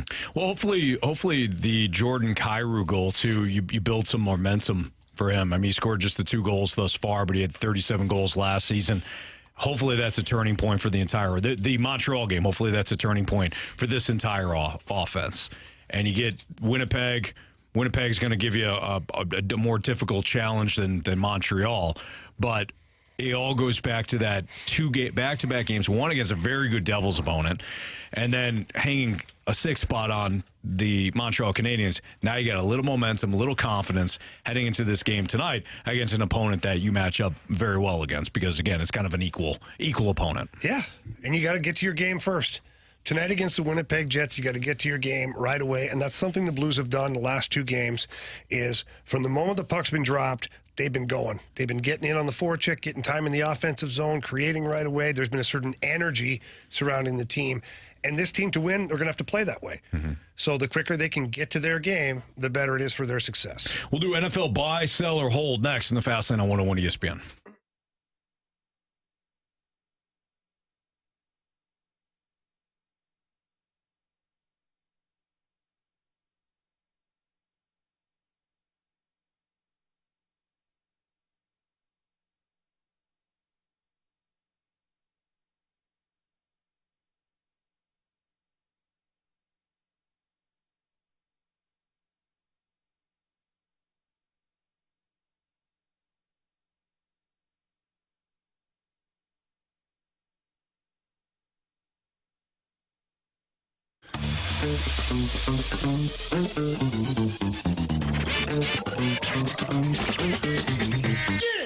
Johnny Londoff Chevrolet, buying a car is always way more than just getting a great deal on the vehicle. Of course, those are nice things to have. And Londoff Chevrolet, they're always competitive with their prices, and they're always looking for new ways to give you more. They want you back as a customer time and time again. They want your family, your friends, because they care about the customer and they want to make you a part of their Londoff family. I know this because I've been a customer for over 20 years now. I just told you guys about another vehicle not too long ago, and it was awesome. It was simple. It was easy. Walked in, found the vehicle, talked to the sales representative, got a test drive, when packed paperwork was ready to go. We talked about a few things, and we were done. It was that easy. It was that quick. Before we left, we set up my first oil change to go back because they want to make sure you take care of your vehicle. They don't want to just sell you a vehicle and kick you out the door. No, they want to make sure that you're happy and you're satisfied and that you're safe out there on the roads. And that's the Londoff family taking care of all of their customers. So please stop by one of the locations. They've got 2, one in Florissant, Missouri, one in St. Peters. That's the Londoff Autoplex. If you can't get there in person, get there online at londoff.com or londoffautoplex.com. Are you kidding me? Johnny Londoff Chevrolet.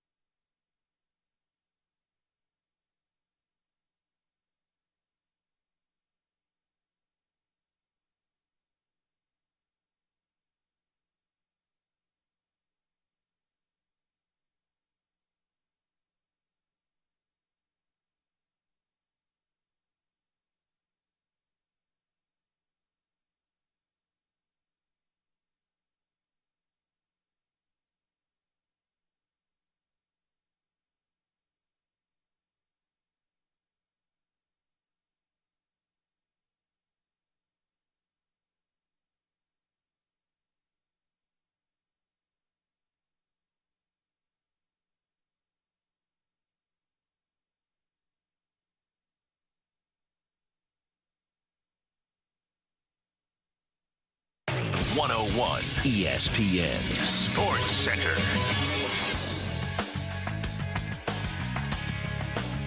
I'm Andrew Marsh. It's time for a Sports Center update brought to you by Saliga Heating and Cooling. The Blues are back in action tonight, taking on the Winnipeg Jets. Pre-game for that one starts at 6 o'clock. Puck drop is at 7. You can catch all the action right here on 101 ESPN. We'll talk with Joe Vitale at 5:30, so stay tuned for that one. We just talked about the Blues. If you missed that or anything from today's show, make sure you go to 101ESPN.com or check out the free 101 mobile app. It's all brought to you by Dobbs Tire and Auto Centers. Week 9 of the NFL season has come to a close. We'll talk more NFL coming up next with our stock market buy, sell, or hold. That's coming your way next right here in the Fast Lane. I'm Andrew Marsh, and the Sports Center update is brought to you by Saliga Heating and Cooling, independent American Standard heating and air conditioning dealer.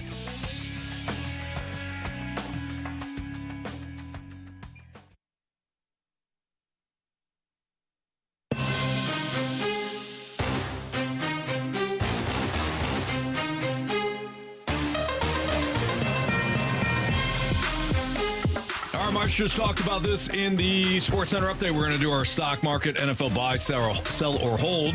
And Marsh usually has a category for us. So what's the category this week, Marsh? We're going with quarterbacks this week. Ooh, signal callers. Absolutely. I'm going to give you guys a layup on this one to start things off. Buy, sell, or hold C.J. Stroud. Yeah, well, I think we should. Guys, I think we should buy. I'm going to buy that after what I saw this weekend. Holy smokes. That was unbelievable what he did against Tampa Bay. You know, the performance, the numbers and all, because he only had like 100 and something yards at halftime. Even if he was a veteran, Anthony, I'd go, that was unbelievable. The things that were the most impressive, and you say, okay, is this sustainable? Forget the stats and even the win for a second. Is what we're seeing sustainable? He had a couple of throws. The one on the sideline, I think it was to Tank Dell. It was. The one on the sideline where you had a safety over top and a corner that was dropping, and he dropped it in between, was a big boy throw.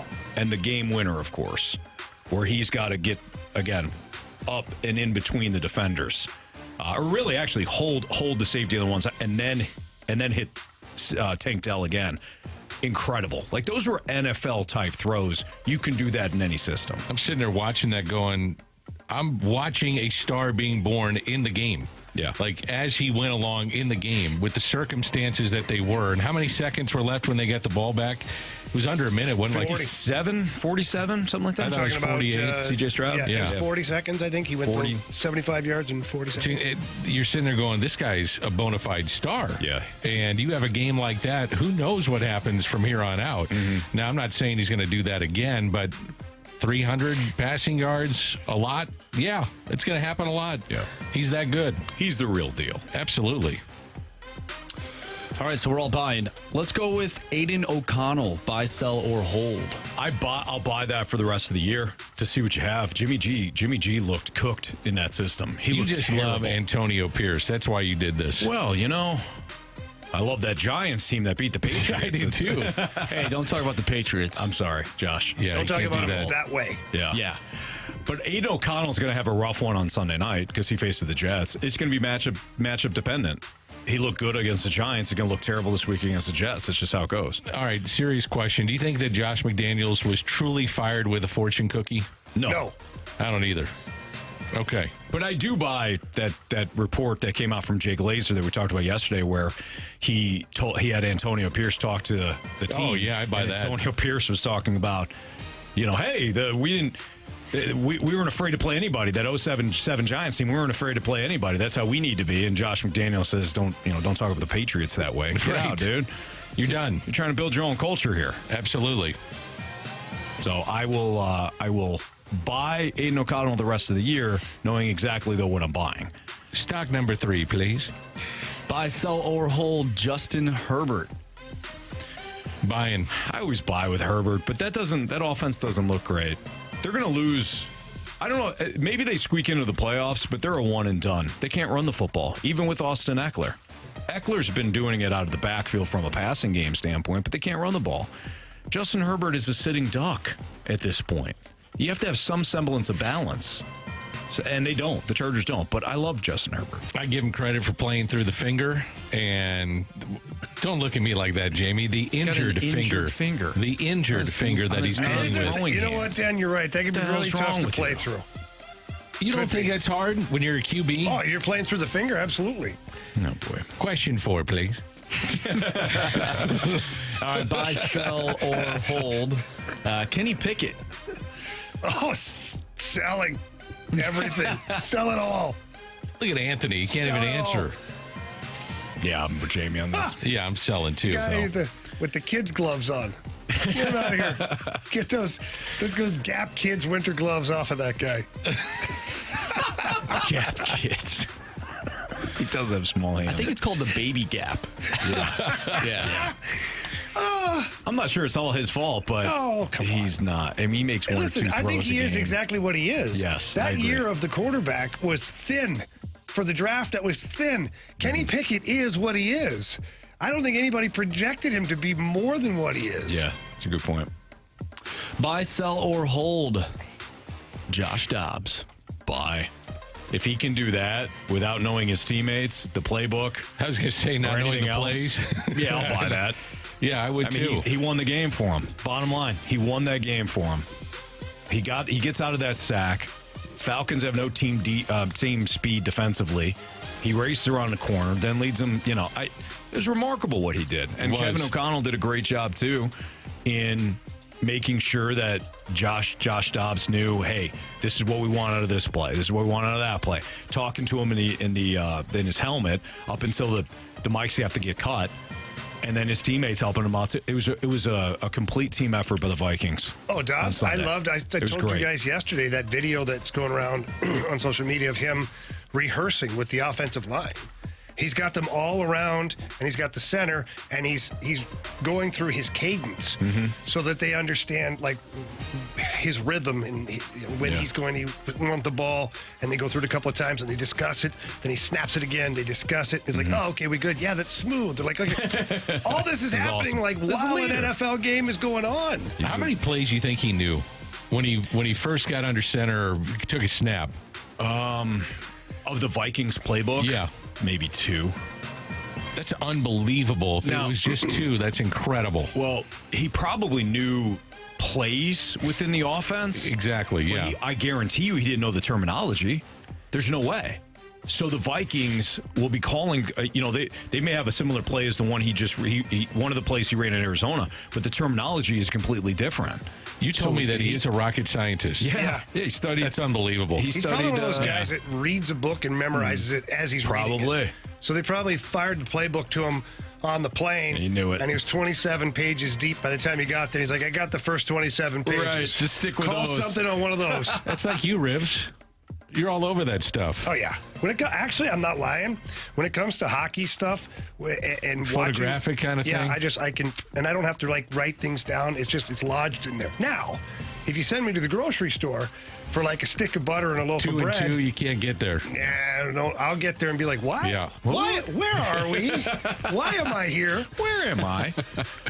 I guess it does take a rocket scientist to learn an NFL playbook. Yeah. Buy, sell, or hold Josh Allen. Oh, I buy him. I got to buy him, He's the only His thing stock that's... couldn't get any lower, though, right He's now. the only It's thing perfect. keeping the Bills together. Him and Stephon Diggs. Is this their last go? Yeah. Oh, yeah. This is it, isn't Everybody's fired after this. it? Yeah. Their championship window is closing. That team's not good enough. Well, first of all, that team's not good enough to win a championship. Josh Allen and Stephon Diggs are like the perfect deodorant for what stinks in Buffalo right now, because that roster's not that great. No. Given the injuries, I'm talking about with the injuries, Josh Allen is masking a lot of crap for the Bills. He is the only reason that they have a chance to win a game. I mean, correct. He's on. Well said, Dan. Well, here's the thing, though. Rivs.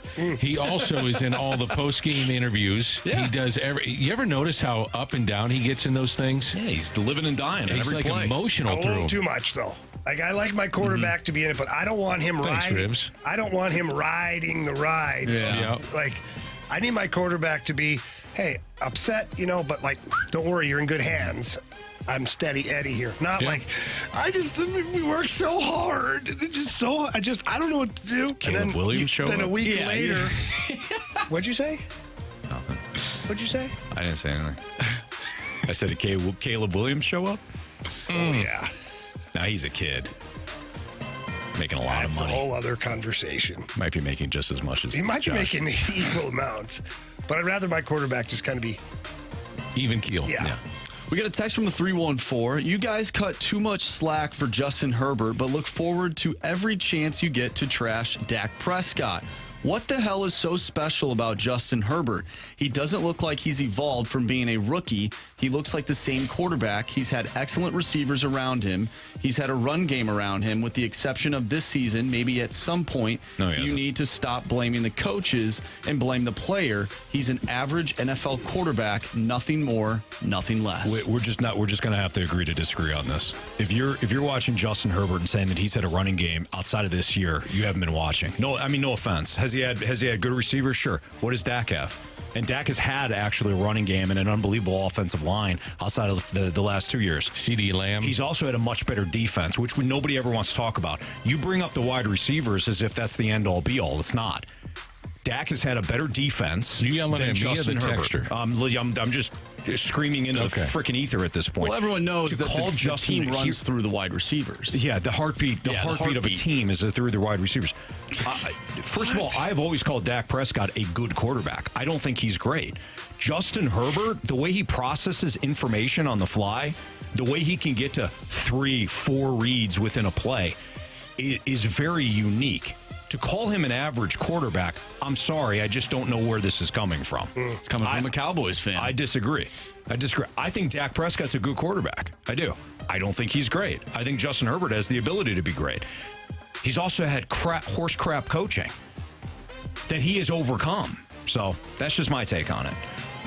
What happens to Dak when Bill Belichick comes in next year? Then he's going to be a Super Bowl winner. Probably. Next Tom Brady. Kidding. Jamie just looked at me like he's going to hit me. Don't be physical. I'm talking about my guy Tom like that. All right, fine. Anthony, take us to break, please. That's Dan McLaughlin. That's Jamie Rivers. Speaking of Jamie's keys to victory tonight against the Jets and first goal scored. Next on 101 ESPN.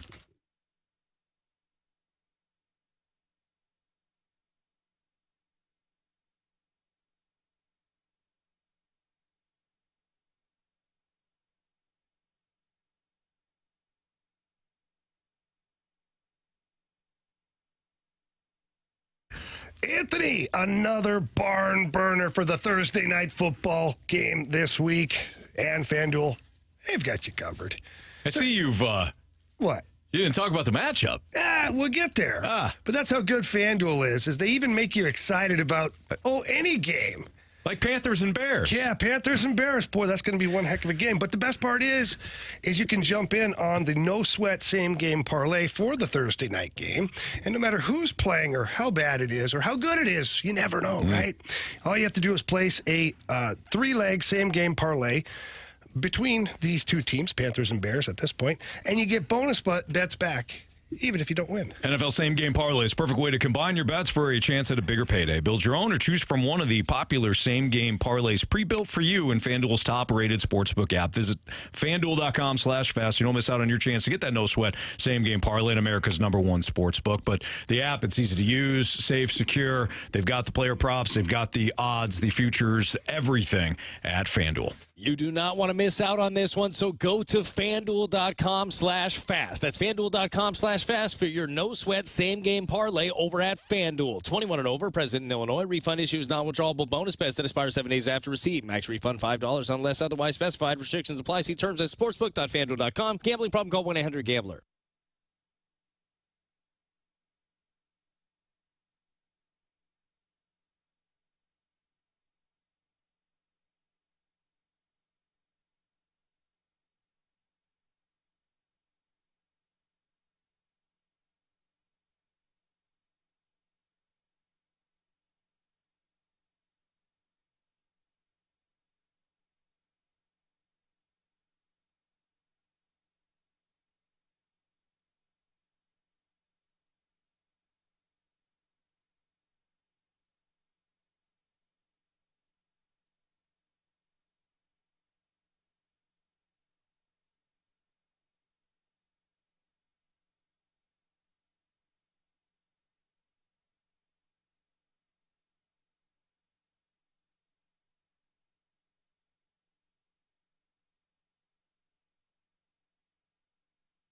Cheap, cheap, fun, fun. Dirt Cheap is St. Louis's one-stop party shop. They have a fantastic selection of your favorite beers, your favorite wines. Maybe it's a white wine, maybe it's a red wine. I prefer a Cabernet. I don't worry because Dirt Cheap has me covered. And when it comes to bourbons, ooh, boy, they take great care of me. And right now, it is bourbon season. A little bit colder outside. Sometimes the fire pit's out, maybe outside in the backyard, or maybe you just get the fireplace that's going inside the house. Got your nice bourbon, a nice pour of maybe Bullet, Angel's Envy, Elijah Craig, small batch. Gotta like that one, that's for sure.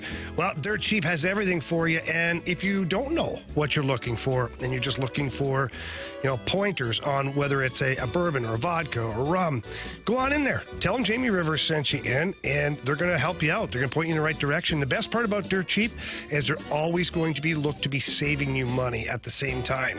They've got great prices and great staff, and they have a great app too. Get on the app, download that, and they have even more deals. There's giveaways. There's all sorts of things that you can qualify for on the app, including ordering ahead and picking it up through the drive-thru, because each Dirt Cheap location is providing a drive-thru for their customers.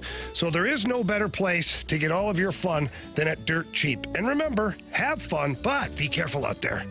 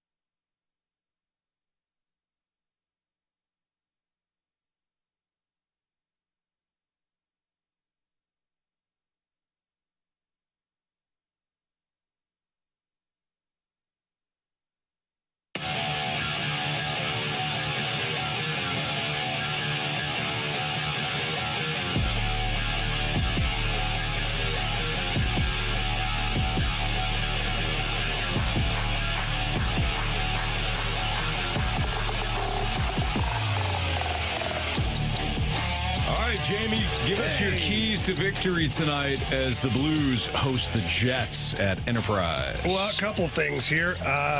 Key number one for me is keep getting pucks and bodies to the net. Last couple of games, it's worked really well for your club. Overall, you've generated way more shot attempts as well as shots on goal and goals scored. So let's stick with that. Key number two for this is get the power play going. Get the power play going. You're starting to score some goals now at 5-on-5. You got a couple of shorthanded goals throughout the season, too, already. You only have one power play goal. So as a team, you've got two shorthanded goals and one power play goal. Shouldn't be that way. So tonight, if you get a power play, make it count, because these are the games here against division rivals and teams that are right in the same area as you as far as where their team is at. You got to bury them. And sometimes 5-on-5 can be an even draw. Special teams make the difference. So the power play's got to get going, score a goal. Key number three for me is penalty kill. Keep up the great job. I mean, these guys are working really hard. They're closing out plays really well in the neutral zone, standing up well at the blue line, clearing the puck 200 feet every single time, quick shifts, multiple players on the penalty kill doing one hell of a job. So you got to keep the penalty kill going as well.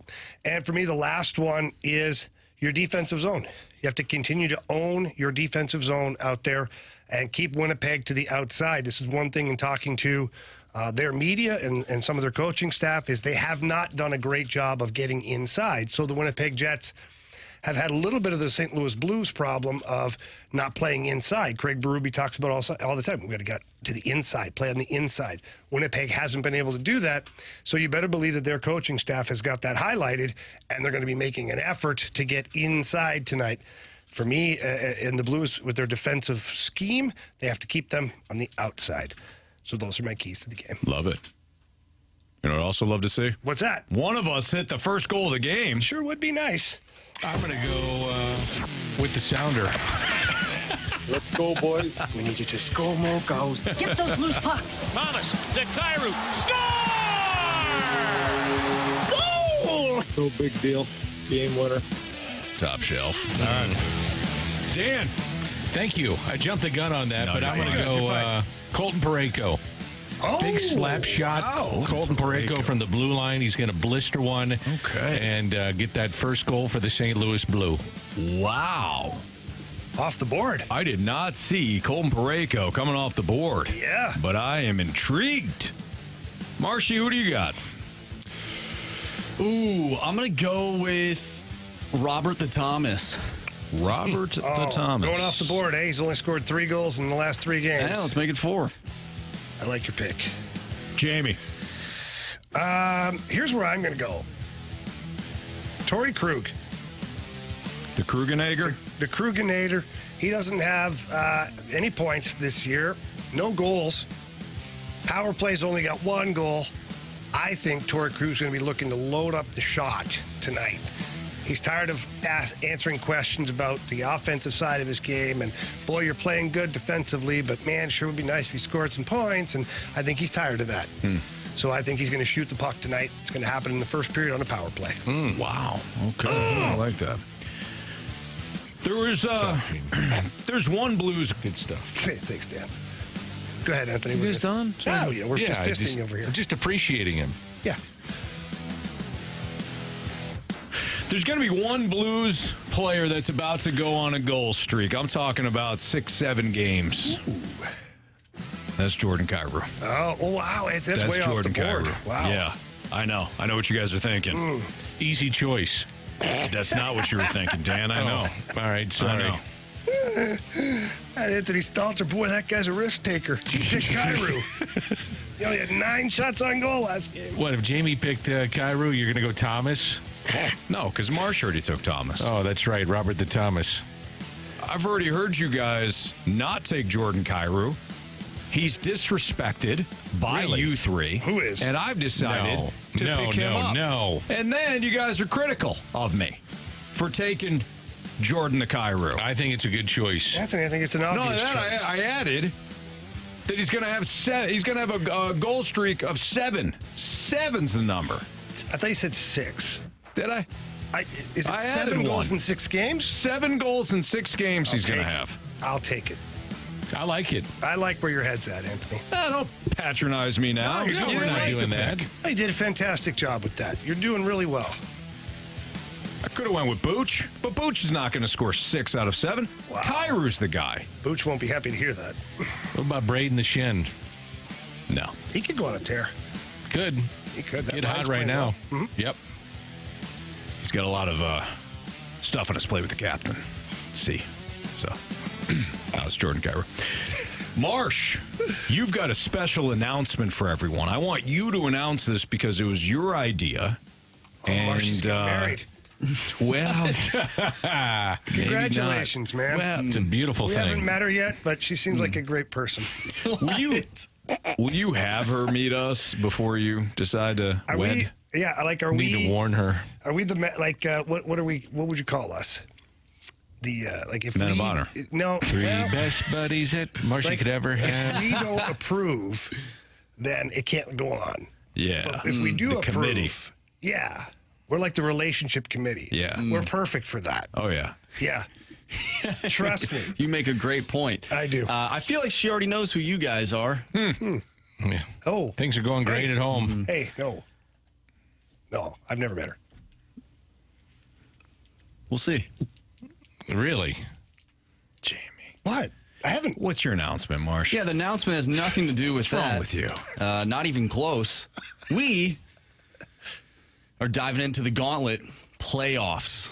So all of the winners from this year, and we have Tim, who will be our first contestant today. They will compete in the Gauntlet Playoffs to see who will be the ultimate Gauntlet champion of 2023. So we have 10 winners that have won Gauntlet trophies in 2023. Yes. So if they won previous to this year, does not count. It does not count. Gauntlet 2.0. We are welcoming back all of the Gauntlet 2.0 winners. Mm-hmm.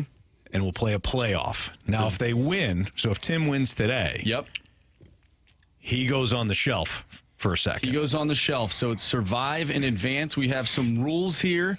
So the contestants have a choice of either choosing the topic or they can choose one of us. But once they do that, they have to stick with it throughout the entirety of their playoff run. Wow. So they could choose one of us or the category. Does it start today? It starts today with Tim. It should be said that I am just a fill-in, and Rivs is not going to be here at 4, so it's got to be either Anthony or Marshy. Well, Tim's got a choice to make. We'll find out what he chooses next in the Gauntlet on 101 ESPN.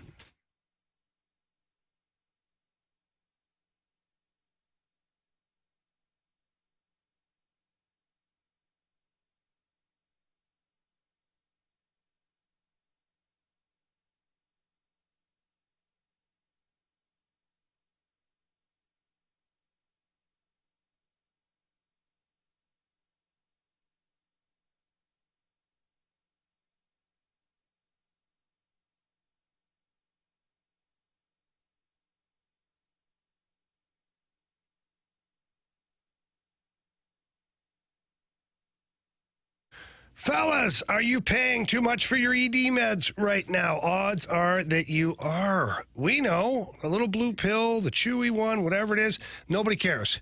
All I care about is that you're ready to go when it's game time, and the best way to do that is to get to the medicine shop in St. Charles. They've got a generic called Sildenafil for less than $2 a pill. Prescription is required, and they've got a fantastic pharmacy over there. Get by, visit, tell them I sent you in there. They love hearing that. And with cold and flu season or allergies or anything that's going on, sometimes you've got questions. They've got the answers. They're going to point you in the right direction. They're going to take great care of you because they care about you like your family. I call them my pharmacy family because they're always looking out for me. And another way that they look out for me and all of you is they have free discreet shipping to your home or your workplace of any medicines that you require on a regular basis. So if you have a crazy work schedule, kids with after-school activities, or just a busy life in general, take advantage of this program. You're going to absolutely love it. So again, please stop by and visit them in person. But if you can't get there in person, get there online. Visit them at stcharles.pharmacy. That's stcharles.pharmacy.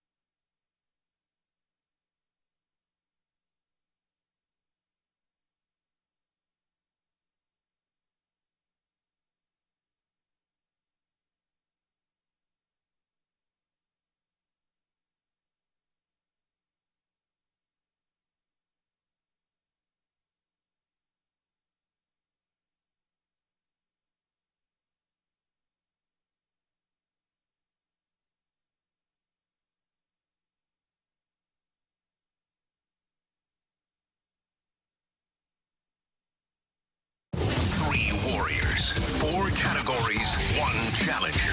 Can you master the gauntlet? Brought to you by Master, your hometown source for business communications for more than 30 years. Visit masstour.com. All right, you heard Marsh in the previous segment, or if you didn't, we have the Gauntlet Playoffs. We are welcoming back every Gauntlet Trophy winner from 2023. So this would be the Gauntlet 2.0 version of the winners. There are 10 in total, and we are going to have the Gauntlet Playoff for this year. So we welcome in Tim, who's our first contestant today. What's up, Tim? Not much, man. How are you? Doing good. So, Tim, update us here on, remind us, who did you beat last to claim your trophy? Do you remember? I beat Marsh last. Beat Marsh last. Okay. All right. And what was the category? Random. All right. Smart guy. Okay. So, Tim, this is how it's going to work. You have an opportunity to choose either Marsh or me, or you can choose the category and the wheel chooses your opponent. So would you like to choose your opponent or your category? I think I'm going to go with random the whole way through. Okay, so you're going to go with random. Okay, well, Marsh, is there a rule on that? Yeah, so the rule is you can only, if you choose to pick a category, then you cannot choose that category again for the next 2 rounds. Oh, I see. Yeah, does that change for you? So if I choose a person, I get a random wheel, and then I just have to play a different person next time. Exactly. Yes. So what would you like to do? I think let's go with Marsh today. Okay, so you're going to let the wheel choose the category. Marsh is the opponent. So the last person you beat was Marsh, and you're going to try to advance to the next round by taking on Marsh. Sounds good to me. So before Marsh goes into the cone of silence, go ahead and tell Marsh to spin that wheel. Marsh, spin that wheel. And then, Marsh, if you don't mind, can you hand us the launch codes? Perfect, thank you. Dan McLaughlin here as well. Yeah, too. how you doing, Tim? I'm good, man. How are you? I'm doing fine, thank you. Is there a category that you were hoping for besides random, Tim? Whatever the wheel decides, I'm sure I'll do just fine. Okay. Oh, wow, that's good confidence right there. The fate of the wheel has chosen football. Oh, wow. All right. Football is your category against Andrew Marsh today. How you feeling, Tim? We'll see. Okay, so here we go. This is our first champion for Gauntlet 2.0. Tim's going to get 4 football questions today. Marsh is going to get the same 4 football questions. Each question is worth 2 points unless Tim or Marsh ask for the options, and then those questions are only worth 1 point. Tim, are you ready? Yep. Question number 1. What is the name of the trophy awarded to the winner of the NFC Championship game? What is the name of the trophy awarded to the winner of the NFC Championship game? Options. The Lamar Hunt Trophy, the George Halas Trophy, or the Deacon Jones Trophy?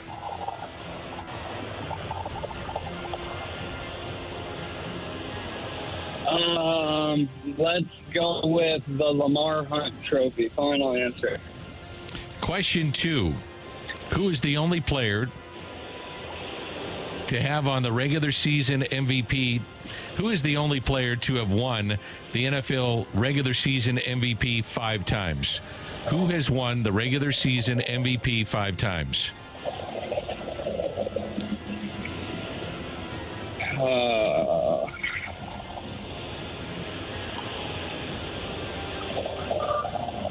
I'm gonna take the option. Peyton Manning, Johnny Unitas, Aaron Rodgers. Peyton Manning. Final answer. All right, Tim, question number 3. In the 2019-20 college football season, LSU defeated which team to win the national championship? So which team did LSU defeat in the national title game in 2019-2020, or that season? Boy, I should know.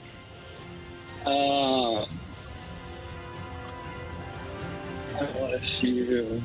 Would they have played another SEC team?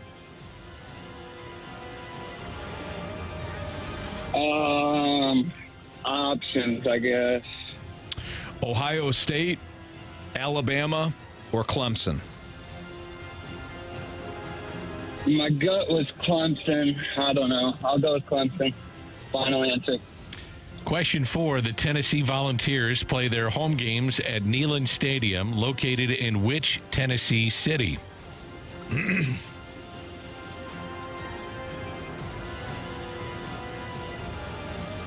Options. Nashville, Chattanooga, Knoxville. Knoxville. Final answer. All right. Thank you very much. We're going to bring in Marshy. All right. We'll wave in Marshy here from the Cone of Silence. Tim, how you feeling? Not good. Okay. Not good. All right. We'll see. We'll see is right. Marsh is walking in now from the Cone of Silence. He's putting on his headphones here. Marsh, how you feeling? I feel good. Good. How was the Cone of Silence today? It was good. Listen to some Blink 182. Okay. Marsh, as you know, Tim chose you today. Mm-hmm. You're the last person Tim beat. So this is a revenge spot for you. It is. The wheel did not do Tim any favors when it came to giving him random. The wheel chose football today. Okay. Football is your category. Are you ready? I'm ready to go. Question 1. What is the name of the trophy awarded to the winner of the NFC Championship game? I know it's not the Hunt. That's the AFC. So let's use the options, and hopefully I can narrow it down.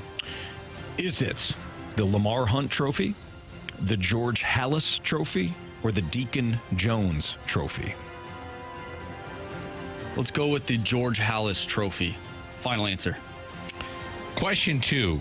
Who is the only player to have won the NFL regular season MVP 5 times? Only player to have won the NFL regular season MVP 5 times. Is it Brady? Or is it Peyton Manning? Oh.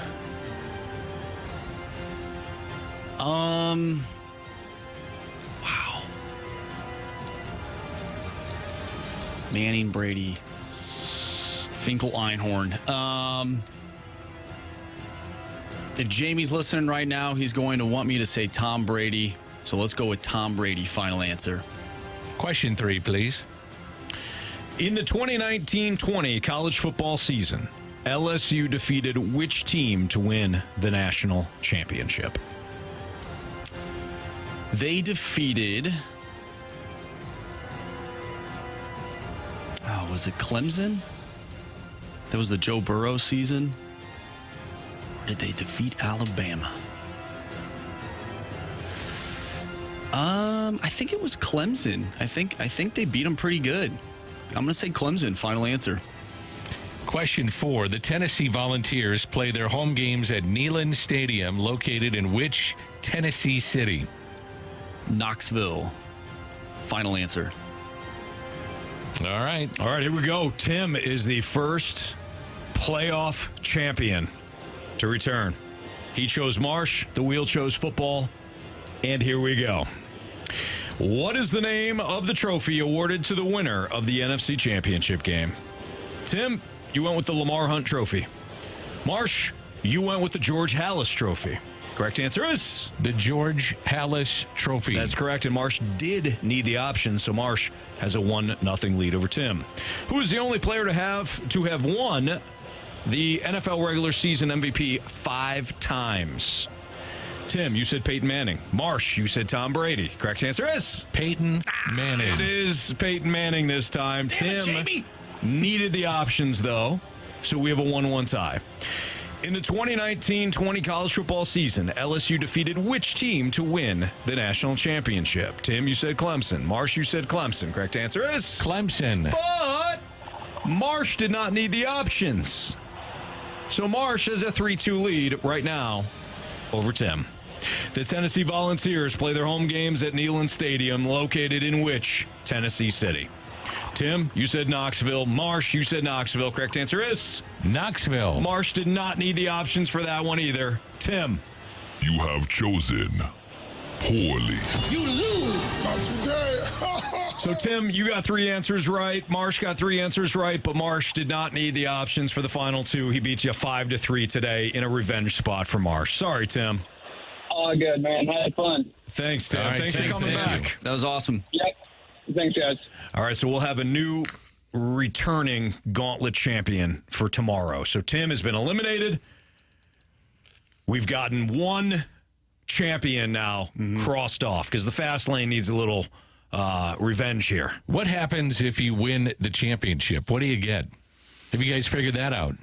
Not you guys, but what if average Joe listener wins? Oh, it's something big. awesome. I mean, it's big. Yeah, you got to come up with something Special and big. big. I'm sure you guys already have, and we just got to make sure we don't It's got to be a secret. Oh, yeah. It's totally unleash a it secret. yet. Yeah, For sure. Yep. And not just pride either. No. Yeah.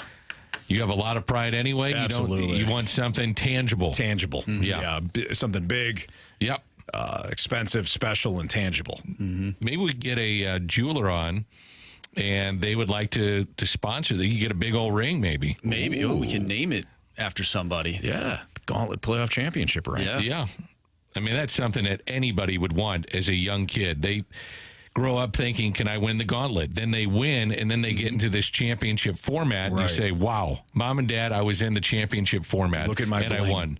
And check out the bling at Christmas time. Man, Dan. Survive in advance. Yeah. One and done is tough for Tim.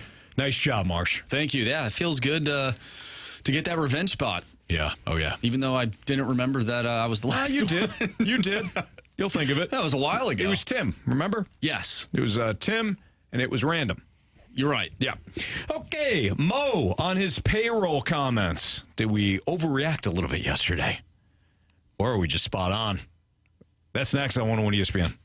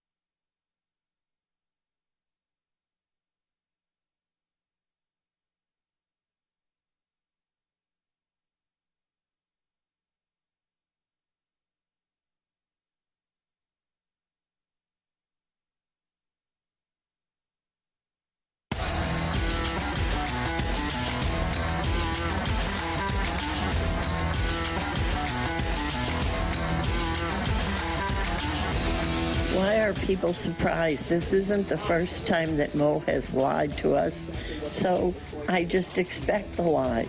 When he said 3 pitchers, that they were going to get 3 pitchers, I knew that wasn't the truth. And he started backpedaling right away, and the last time he spoke, he kind of backed off of that. I knew that this was what we have is what we got. He ended up signing a Rule 5 pitcher, buying one yesterday to add, and that's probably all he's going to do. So we have to lower our expectations. God, I love Janet. That's the one and only Janet. You know her. Yeah. Good stuff, as always. Just comes in Janet. hot every time. Yeah. You know? Nobody's safe, and we appreciate that here in the Fast Lane. Dropping bombs every time. That's right. Jamie Rivers is on his way downtown with Dan McLaughlin. I'm Anthony Stalter. Don't forget with the Blues coverage tonight. Blues Jets pregame starting at 6 o'clock. We'll have the play-by-play for you as well in the postgame to boot. So Dan, Anthony Stalter, we're with you for the next hour and a half. We have talked about this throughout the course of the show. Yesterday, Dan, I overreacted, I think, to the comments that were made by Mo because I immediately thought you're not going to you're really going to match the payroll from last year, and that's it. But as Derek Gould has pointed out, he says, and I'll read Derek's words because Derek, incredibly smart guy, smarter than I am, and he outlines this perfectly. Dan, he goes, there is a difference between budget and payroll. Budget can remain the same or close. Selling at the deadline cut salaries, so budget not met. Payroll will have to go up to meet it. The Cardinals will have money to spend. That's this. So, like, what does it mean to a Cardinals fan? What does all this mean to a Cardinals fan? It means that they'll have plenty of money to spend on what they need, which is pitching. What we don't know, and correct me if I'm wrong, Dan, what we don't know is whether or not they will increase payroll beyond what they had last year if they want to add, let's say, 2 big-time pitchers or 3 pitchers. Will they be willing to expand the payroll in order to do that? The other part of it is assets, and they've got assets to deal potentially in their everyday lineup if that's the direction that they want to go. So budget to payroll, yep, that's spot on. And the other part, because if you're just going X for X, then I think people would be frustrated. You Absolutely. said, you know, that then I get that. After you said we're going to go out and acquire pitching, and then you say, well, that's not going to fit into what that payroll would be. But when you eliminated Montgomery, you eliminated Flaherty, you eliminated some of the others that you got rid of. Wayno. Yeah, Wayno obviously Retired. is what, $17.5 million off the books. They can get creative, man. I mean, this is going to be this is the biggest offseason that Mo's ever had, for sure. One of the biggest the organization has had in 20, 25 years. And I fully anticipate that they're going to get creative, and they're going to take it all the way up to spring training and might even go through spring training to figure out exactly what they need to do.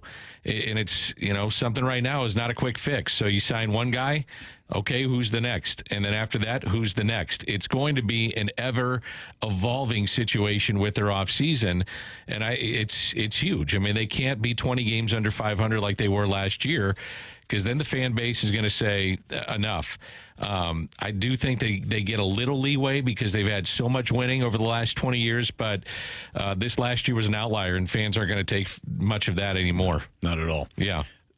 You bring up an interesting point, too, in the assets that they have.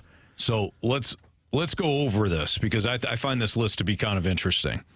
They could. I'm not saying don't get it twisted. I'm not saying they should trade these players or they will trade these players, but let's look at it from the like an opposing team standpoint. Sure.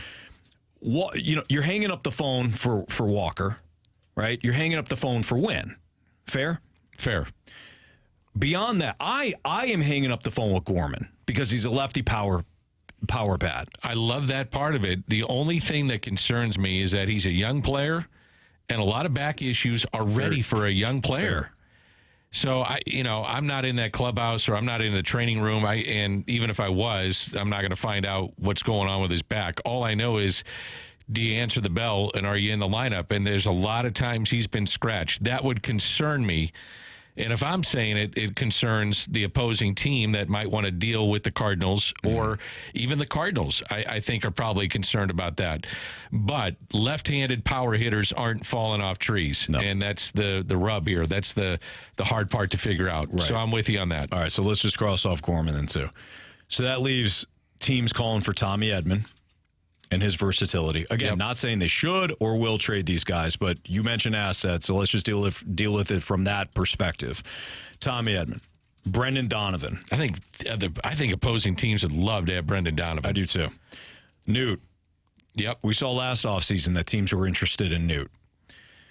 Beyond that, where it gets a little interesting, what gets very interesting, is if you include Nolan Arenado, who does have the no trade clause. And I agree with the comment you made earlier. You don't make yourself better by dealing Nolan Arenado, even for pitching. But if Nolan is, let's just say, frustrated by the way things have gone, and he would be interested, and you can get 2 pitchers that slide into your rotation, 2 young cost control pitchers, would you entertain it? Would Walker Buehler be on your list? How about May? Would he be on your list? Yes. And that's what I'm saying. Bobby Miller.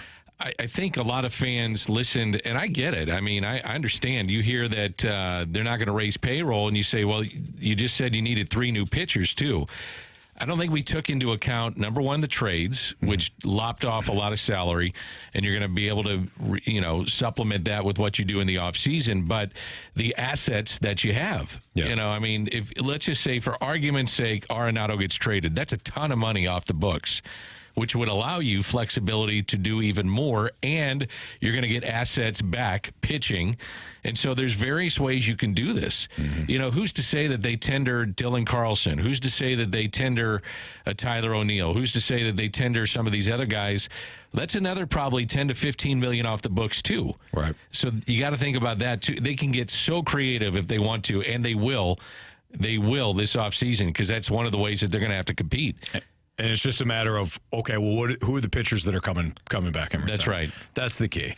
If you're trading any of these guys, you're certainly, I mean, one, you're opening up a spot, which is good. You create actually some flexibility with this, and then maybe you just find a legit bench bat. Alec Burleson's a perfect legit bench bat. Yep. Somebody that shouldn't be in the lineup every day, but nice to have when maybe you need some power late in the game. Yep. But outside of that, though, you are weakening your offense. I'm okay with that if you're bringing in somebody that's going to slide in your rotation, and at the very least, you're writing them in that 2 spot. I am interested. Jim Bloom is the former president of baseball operations with the Boston Red Sox. Yeah. I'd be so interested to be a fly on the wall in the conversations that he has with Mo and Randy Flores and Michael Gersh and some of the others that have been around this team the last couple of years. An outsider's perspective of what you have seen from the St. Louis Cardinals. Mm-hmm. That's number one. Just right off the bat, sits down, tell me what you think of our organization. Tell me what you thought of our roster and the construction of our major league roster. What were your minor league people telling you about how deep our minor league players are? And then the other part would be, evaluate the talent that I have here. Who did you like? Who didn't you like? Mm-hmm. Because there's got to be some type of evaluation with what they have. And, they've let some good players go that they didn't see. I mean, you think they wanted to let go Randy Arozarena with what he's done? Absolutely not. If they knew that Garcia was going to become this player, which other teams did not, but you wouldn't have let him go either. I want to know what you think of our players. What are we missing in evaluating the talent that we have under our roof? Yep. And that's something I'd want to know. Yes. Before I deal, just tell me what you see. Right. Be the outsider and lay it all on the line. Rip me if you have to. I don't care. What are you seeing with the talent that I have currently? Because that's going to make me more aggressive with this player, or maybe not as aggressive. And for those that don't know, what Dan's talking about is Kyle Bloom, the former Rays. He was a personnel man for the Rays, and then the former president of baseball operations for the Boston Red Sox. Right. He's viewed as a consultant potentially for Mo. I agree with you. Somebody like Bloom that did come from the Rays organization, somebody that has picked your pocket before. That would be interesting. Look at the farm system and say, yep, nope. Yeah, This our is guys somebody are saying this about this player. Absolutely, we wanted this player. Maybe you don't know why, but this is why we had him. That'd be very interesting. And you don't have to base every single decision off of what, but it's just getting more information from somebody. But an outsider's perspective of that part of it, somebody that doesn't have, at that point, wasn't worried about what the Cardinals were doing and now has a vested interest. Sure. That would interest me. The Molina thing really interests me too. I'd love him to be some type of bench coach or pseudo coach where he has a variety of roles. But I do know this. I've got $87.5 million wrapped up in my catcher. And if he's going to be my opening day catcher, I want the guy that can help him get to another level defensively because he has to be better. Yeah. In receiving and also calling the game. And if I got Molina to help him out, I feel like I'm a better team. No doubt. And they're saying that too with Wilson Contreras. Yes. They're saying that he's going to be the starting. Sorry for my mic here. Something's going on. It sounds great. They're saying that Wilson Contreras, that was Dan, that he's going to be the starting catcher. All right, we got our Sports Six-Pack coming up next. 314-399-9646. Again. Let's go, Blues! 314-399-9646 is the Air Comfort Service tax line. If you have a question for us, send it in. Sports Six-Pack next.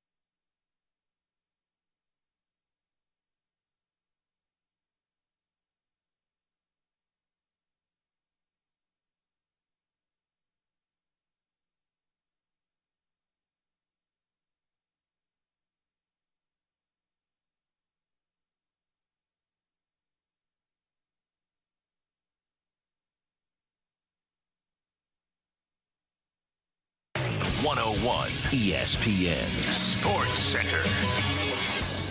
I'm Andrew Marsh. It's time for a Sports Center update driven by Johnny Londoff Chevrolet and Johnny Londoff Autoplex. The Blues are back in action tonight, taking on the Winnipeg Jets. Pre-game for that one starts at 6 o'clock. Puck drop is at 7, and you can catch all the action right here on 101 ESPN. We'll talk with Joe Vitale around 5:30, so stay tuned for that. But we're going to get into our Sports Six-Pack coming up next. So if you have a question, send it our way to the Air Comfort Service text line, 314-399-9646. Sports Six-Pack coming your way next. I'm Andrew Marsh, and the Sports Center update is driven by Johnny Londoff. Find new roads and shop 24/7 at Londoff.com and LondoffAutoplex.com. Are you kidding me?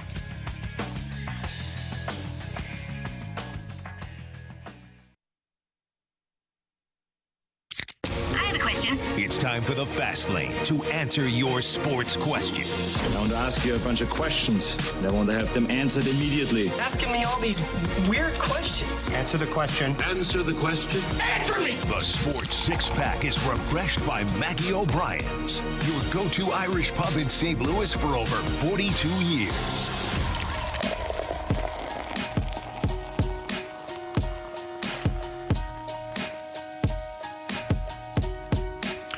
With Dan McLaughlin, I'm Anthony Stalter. It's Fastlane on 101 ESPN. Time for the Sports Six-Pack. You got a question for us. 314-399-9646 is the Air Comfort Service text line. Dan? Question 1, please. Question number 1. From the 314, considering that City finished as the top seed in the West, is it a little bit of a failure that they didn't at least win one playoff game? I wouldn't call it a failure. I absolutely would call it a disappointment, too. That's what I was exactly going to say. How can you not be disappointed with getting bounced, not winning a playoff game after that season? It's good and bad. Yeah. And when I say that, I fear that City fans will look at it and say, well, you're saying the season's a failure. The season's a disappointment. Absolutely not. It's quite the opposite. Expectations got so high. You raised the expectations in the inaugural year. Thank you. You being a football guy, were you shocked at what happened here in St. Louis with this team and how fans got around it and they carved their own niche in the sports market? The only reason I'll say no to that is because people gave me such a heads up on how big soccer was here, or is here, I should say. Danny Betlock, my former producer, Duncan and I's former producer. Love Dan, still talk to him, a bunch, and he's a massive soccer fan, and he would always tell me, hey, if they ever get an MLS team here, it's going to be huge. Enough people who I respect told me this is a hotbed, so no, I'm not surprised. The thing that I find hard to believe is knowing the history of soccer in this city and around town. Why did it take so long for MLS to not jump on? I mean, how do they not know? How are they not informed, or at least be beyond the going down the road a little bit more and doing their due diligence of understanding what this would be like? Now, maybe it was an ownership question. Maybe they had questions about corporate sponsorship. That's all fair. Who's going to be the one that foots the bill for the stadium? Get that too. But this has been years, man. Years in the making where you could have found somebody to front this. And the Taylor family is unbelievable. I mean, they've done so many things, from soccer, Soldiers Memorial, Arch Grounds, Forest Park. All these things that they have done, and to get their name behind it was the final cherry on top. But I do wonder why it took MLS to get to this point to make this thing happen. Maybe too, it worked out to be perfect timing. Now, I say that soccer fans are going to be frustrated, but Dan, look what they did with the aquarium, the Ferris wheel, and you lost the Rams. City Park. You lost the Rams, but you built up that area right next to Enterprise Center. As a father, I am now proud to bring my kids down there and say, this is your city. Look at, we've gone to the aquarium. We've done the what's the Ferris wheel? Yeah, the Ferris wheel, but the every holiday season you go on the train. Oh, the trolley down there, The Polar Express. That's it, yeah. We did the Polar Express, had a great time. The city has revived in a lot of areas. You mentioned the Arch Grounds, of course, what they did next to Busch Stadium, where they've got kind of the fountains and everything. the city of St. Louis has become revived again, and I love that. So maybe it just kind of took that timing to have it all work out. Yeah, maybe so. I just wish it would have happened earlier. Sure. And it probably should have happened earlier. Yeah. Question 2, please. Question number 2. I think you guys will like this one. From the 636, what is the funniest sports quote you can remember? Had to be something from Yogi Caddyshack. Bear, right? Oh, God, you're thinking movie. Had to be something from Yogi, though. Yeah. It ain't over till it's over. I mean, he had so many. Now, did he actually? So there was always some debate about this. Whether he actually said it or he was almost like trolling people. Right, he was joking. I could go back to my high school days and my gym coach, who was a basketball coach. God rest his soul, but he said, "You 4 over there, you 3 over there, go make a square." And we'd all be like, "What? What are you talking about?" And he meant it. Yeah. He didn't realize you're not going to make a square with 3 people. Did make me think a little bit, though. Maybe that was his whole point. You're supposed to think outside the box. Oh, Dan. nice, Marshy, very nice. So here's some Yogi Bear quotes. You can observe a lot by just watching. In theory, there is no difference between theory and practice. In practice, there is. It's tough to make predictions, especially about the future. If the world were perfect, it wouldn't be. When you come to a fork in the road, take it. I like that. And always go to other people's funerals, otherwise they won't come to yours. I love the 636 said, "That's a clown question, bro." Yeah, and that, of Does course, make me laugh. Bryce Harper, too. Bryce Harper, yeah. The one and only commish. Yeah, that was it. Question 3, please. Question number 3. This one is for Anthony from the 618.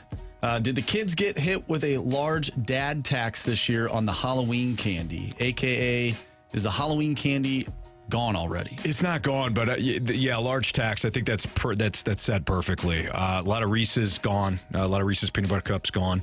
A lot of 100 grand bars gone.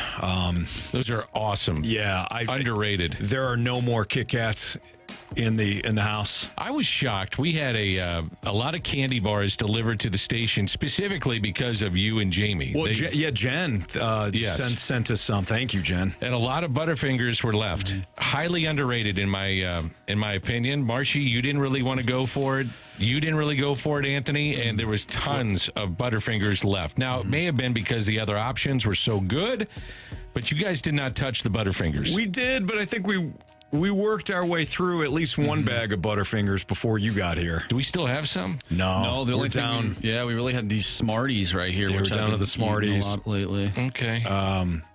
The Kit Kats went quick. Yeah. The Twix went quick. The Twix went quick. Twix are awesome. Yeah. Heath Bar. Heath Bar went. Have those? Yeah. I didn't even have one. Yeah, Actually, sorry about Anthony that, and I got in a long discussion about how you crunch a Heath Bar into ice cream. Yeah. That was really good. Dan walked me through. So Dan and I expressed our love for ice cream, and Dan was telling me what a professional he is. Professional. I'm a pro. I mean, to crunch up the Heath bars and then mix it into the ice cream, essentially effectively making a blizzard of some sort. Yes. Phenomenal. Thank you. I respected you beforehand. New heights with that sort of hijinks. Yeah, how hard I work on those. They're so good. They're so good. My kids love them. All right, we only got through half of our Sports Six Pack. Let's do the other half next on 101 ESPN.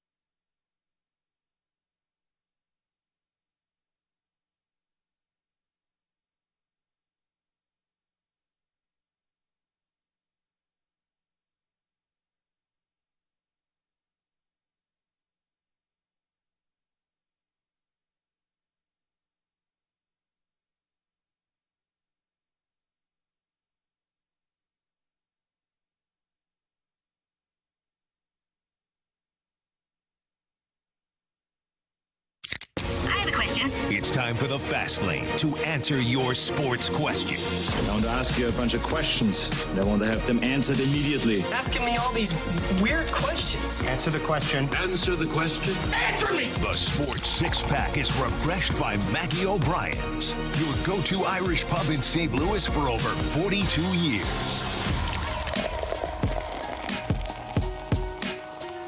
All right, so we got through half the six-pack before. Yeah. That leaves us with 3 by my math. Yes, So, it does. Question 4, please. There we go. Question number 4.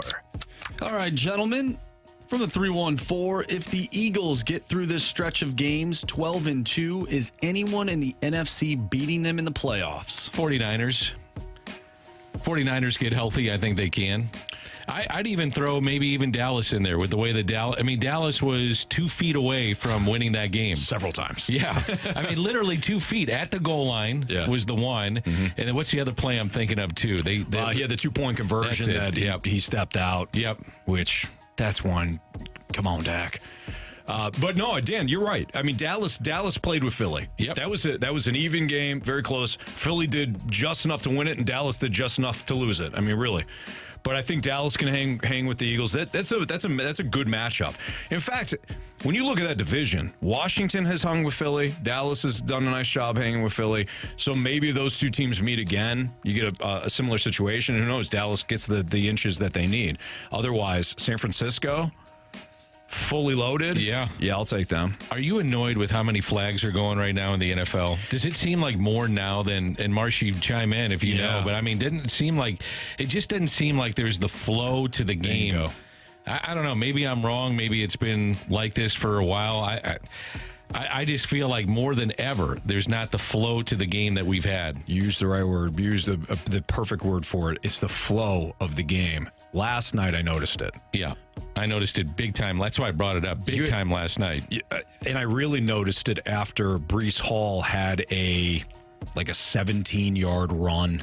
Yes. In the late third, early fourth. It was the third quarter. Okay. Yep. So that game, you never felt like the Jets were really in it, but the score, it was a 2-possession game. For them, it might have been 5. Yeah, because of Zach Wilson, unfortunately. But Breece Hall had that big run, or maybe it was a screen pass or something.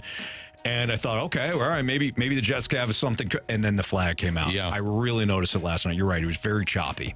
And there have been other games that have been choppy this year. Question 5, please. Well, before we get to question 5, Marshy, please. I just have a little thought. Do you think that I would say, me personally, that fantasy football and sports gambling are at the height of, this is the most people have been locked into that stuff. Now that sports gambling is becoming legal in certain states and, everyone loves fantasy football, they have certain shows dedicated to that. Do you think more people that are locked in are seeing that more, like, the game flow looks different because they're rooting for something to happen, or and just paying attention a little bit more? That and the fact that the scoring's been down. Yeah. You're really noticing. I mean, you look at these totals, 39.5. 2 years ago, you couldn't find one in the 30s. No. You couldn't find one lower than 44. Like 44 is like, wow, this is going to be a defensive struggle.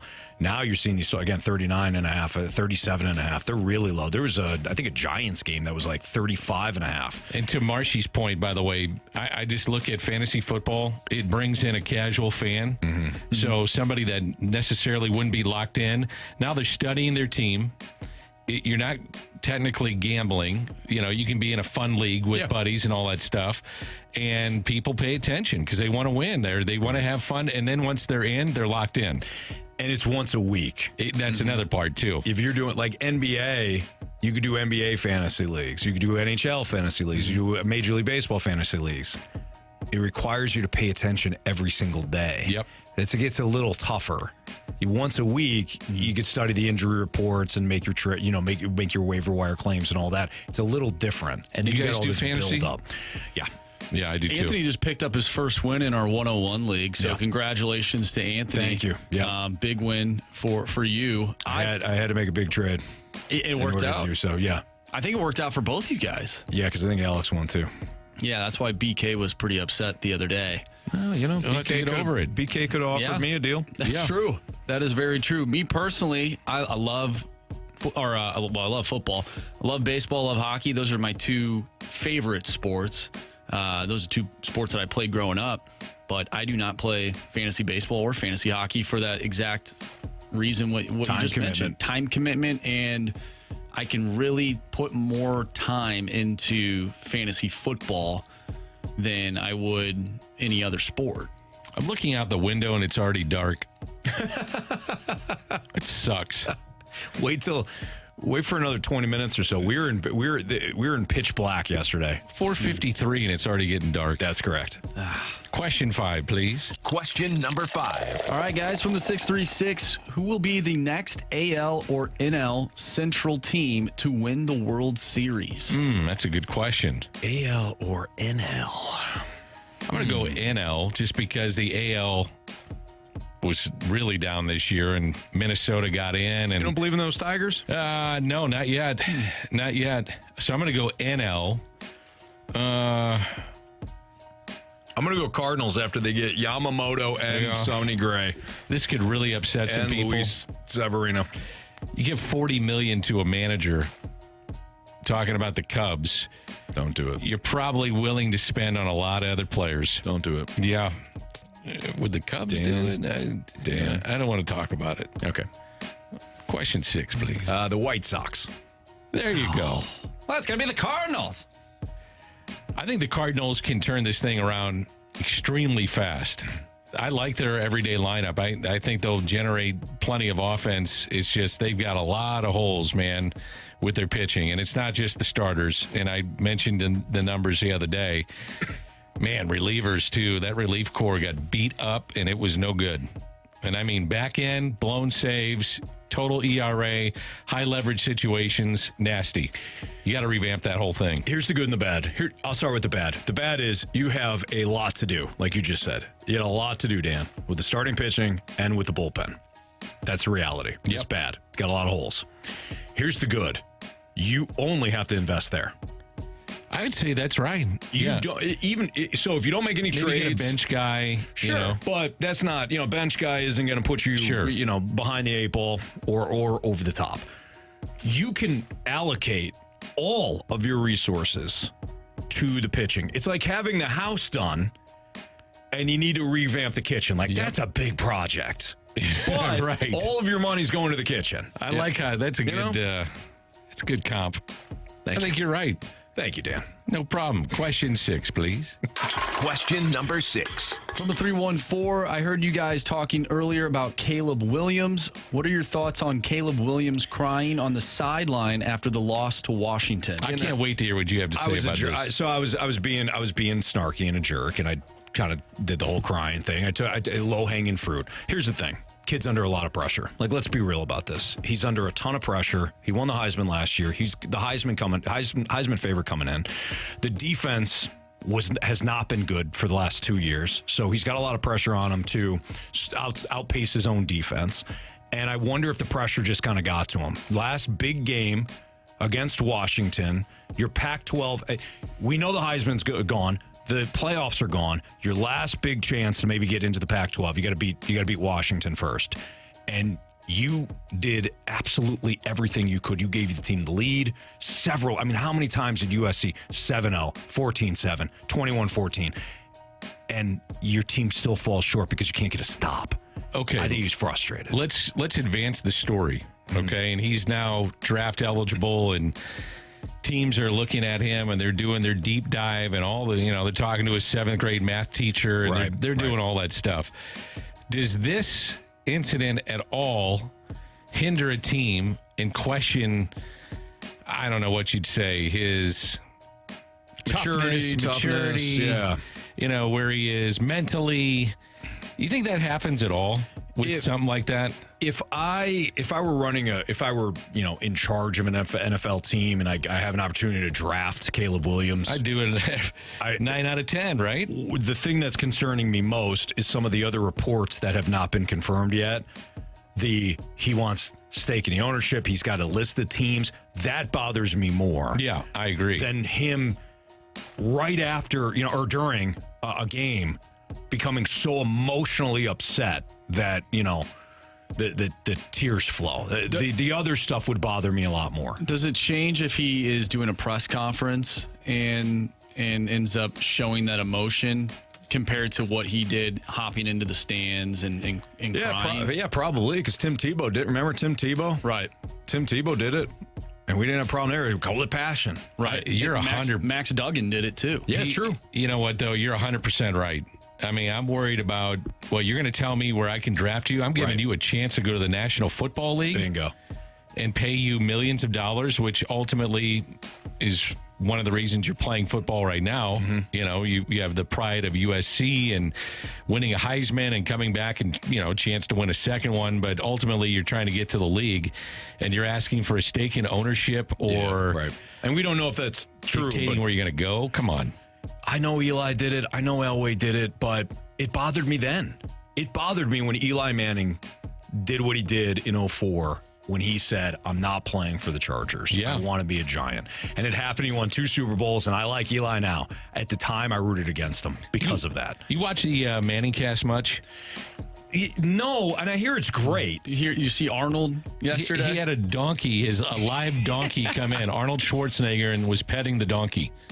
That makes sense. On the Manning. That makes sense. Makes all the sense in the world, Absolutely. doesn't it? The only reason I don't is because I love football and I just love watching the game. I don't need the entertainment aspect with it. What I will do, though, is go back and watch the clips. Like, was it last night that he was doing the no huddle? I think it was, yeah. That I thought was great. The insight that they give from their perspective is incredible. That's awesome. Like, I love going back and watching what they said, but I don't want to do it live because I'm watching a game, even a bad game. They're in a no-pressure situation where the producer's in their ear, probably, and saying, hey, you got to get this done in 30 seconds. Right. They can sit there and do it for 3 minutes and like, hey, what were you seeing on that check down? What would you have done here? Why did you call that? Or yeah, it's great. I like that. I mean, you got plenty of time to fill. You can get in what you want. No. That's kind of cool. But I did like the signals. The one was a turtle. It's a turtle. Go slow. Yeah. I thought, that was great. All right, we've got what's trending next in the Fast Lane on 101 ESPN.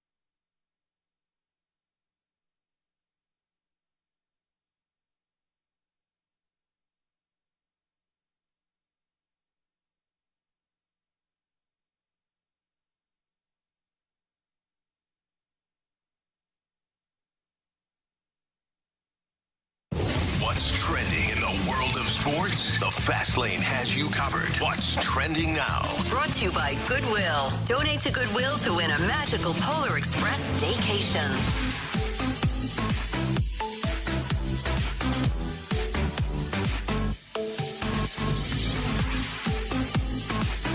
Welcome back to the Fast Lane here on 101 ESPN. Anthony Stalter. We got Danny Mack with us. I am choked up. Oh, I love this segment, Anthony. I hear you. I love this segment. Nice, Marsh. Exactly. Who doesn't? Well, I'm Andrew Marsh, and it's time for What's Trending. Guys, the college football playoff week 2 ranking comes out tonight. Do you think Georgia unseats Ohio State at number 1 after their win against Mizzou? And does Washington crack the top 4? I don't think that Georgia unseats Ohio State because the committee is not going to weigh the fact that Ohio State didn't look great against Rutgers. They're going to weigh that they've got 2 top 10 wins. They have a win over number 9 Notre Dame and a win over number 7 Penn State. They're not going to weigh anything more than that. Now, Georgia has 2 top 20 victories now. Unfortunately, Mizzou being the latest, and Kentucky, who they beat when they were 20th. That still pales in comparison to Ohio State's resume. Remember, we're talking about the committee. The committee cares only about the resume. So I say no, Ohio State is still number 1 and Georgia's number 2. What about you, Dan? I would say I agree. I got to look at Michigan, man. With everything coming out and the evidence, as you said, when you weigh some of the facts, some of the things that are coming out, how do you not take a hard look at that with what's happened to Michigan? And it's like the commissioners trying to turn a blind eye to this, and other teams are coming out, and I don't know if you saw the handshake over the weekend. Yep. There really wasn't a handshake between the coaches. Mm-hmm. They're all pissed, and the opposing teams are pissed. And I don't know how you look at that and go, some of these, do I think they would have won the games? Yeah, probably. They're one of the top programs in the country. But do I think it's been maybe a factor in some of this stuff? Absolutely. And I think you have to look at that. I think the Big Ten has to come out and do an exhaustive investigation starting now. Yeah. So you have legitimacy to what they're doing. All right, so let me ask you this, though, Dan. Let me play devil's advocate here. Okay. Why wouldn't Tony call out Tony Petitti? No. The commissioner of the okay. Call out, I got you. Why wouldn't Tony? Because everybody's doing it. I wonder if the NCAA Kenny Rogers on the mound. Yes. Pine Tar there. Jim Leland on the other dugout. I got you. Unless it's obvious. It's so obvious. It's like, hey, you're just being stupid about it. You know what, Anthony? You're right. I think the NCAA knows that other teams are doing the same thing. Well, I think, they cause this, but this is wildfire. So egregious. If the kid is on the sideline doing this stuff. Yeah, that's bad. Especially donning Central Michigan gear. I mean, that's like the holy grail of team apparel. Well, you put that gold and maroon on. As you well know, being the Central Michigan fan that you are. Damn right. But I think it's so egregious, and I'm with you. I think other teams, probably plenty of teams, are doing this, and stealing signs is something that's part of the game, if you will. But to have a guy on the sideline doing that's bad. That's pretty bad. Yeah, they took it up a notch. I probably needed to be more clear with that. It's just so egregious. Sure. It's like, wow. That part, you say, okay, you're not just stealing signs at this point. You are deliberately, you're putting people on opponent's sidelines. That's kind of dangerous, too. I know nothing happened, but if you're Jim McElwain, who's the Central Michigan coach, and you're looking down, you're like, I have no idea who this guy is. Your first obligation is not winning games. It's taking care of your players. Well, let's think about this. Let's say if you're the defensive front or the linebackers of Michigan, you know the call, and you just absolutely unload on the running back. Guys could get hurt. If you knew it was coming, I mean, imagine these guys full steam knowing, firing a gap, and all of a sudden just smoking a guy, which probably did happen. But I know maybe it's taking it too far, but injury would be something I'd think about. You know, I mean, it's Purdue's I think it's a legitimate question for that. It is. All right, so the other question that Marsh posed was, is Washington going to get into the top 4 after they beat USC? So Florida State still has the victory over Duke. at number 16 and LSU at number 5. Washington's got the number 8, Oregon, and the number 20, USC victories. Hold on. Can I just say this real quick? Yeah. 217 says, no offense, but why are you cheating against some of the teams that you've been cheating against? If you want to call it cheating, but sign stealing. Sure. It's kind of a legitimate point. They have had one of the weakest schedules known to man. It's a valid point. Yeah. Anyway, go right ahead, Anthony. Fair point. I don't think that Washington cracks the top 4 this week. But if they beat number 18 Utah next week, then I think they crash the top 4. And Florida State gets bounced because then they'd only have the 2 ranked wins where Oregon would have 3. Or and Washington. Florida State's schedule remaining is weak. It's very weak until they could get to the ACC championship. Yep. Miami, North Alabama, and Florida. Yeah. None so of them you go ranked. 3-0 there. Yep. Here's a question for you. If you're Florida State, then do you have to run up the score? You just got to dominate these teams and just run it up. To look as good as you can to the committee. I still think the committee values that ranked win more than anything. Oh, for sure they do. Remember back in the day, you used to have to run it up because the damn computer would value like how bad you beat a team. Exactly. Yep. I still think, though, it's the human element. And if you looked at Florida State and they put a 52 spot on you, and you win 52-7, you go, that team right there, I know as little sisters of the poor, but man, they put up 52. 72 is 72. Exactly. North Alabama. Exactly. Yeah. So I think it's the top, I think it's the same top 4. I think it's Ohio State, Georgia, Michigan, Florida State. Next week is where we could see a change. By the way, did you see Bill Self got $9.4 million a year to coach KU? Is that all? Pretty good. Wow. He's worth every penny. So Dan, you follow college basketball incredibly close. Who's the best college basketball coach right now? I'd go Tom Izzo. Still go with Tom Izzo. I would. I don't know if the game is as tough as he is on players. I don't know if his style will be around in 3 to 5 years. I mean, Tom Izzo would be there. Is anybody doing it differently? Bill Self would be there. Not really. I mean, Dennis Gates is a hell of a recruiter down at Mizzou. Give me the Jimmies and Joes and don't worry about the X's and O's. Sure. Give me players. That makes sense. John Calipari. I mean, just get players, man. You get players, they overshadow a lot of the mistakes that you can make in a system. Sure. If you got players, man, you can win. You're in good shape. Yep. All right, that's what's trending here in the Fast Lane on 101 ESPN. We're in. It's 5:12. Your time check is brought to you by Clarkson Jewelers, an officially licensed Rolex jeweler. Don't forget, we got Blues and Jets pregame starting at 6 o'clock. You'll hear from Alex Ferrario. You'll hear from Chris Kerber, and you'll hear from our 5:30 guest, Joey Vitale, who will join us in the Fast Lane. Wanted to bring up some comments made by one of the newest presidents of baseball operations in baseball. As soon as we read it, you might say, is that Mo? It's not, but it kind of goes to show you where maybe there's a disconnect right now in baseball. That's next on 101 ESPN.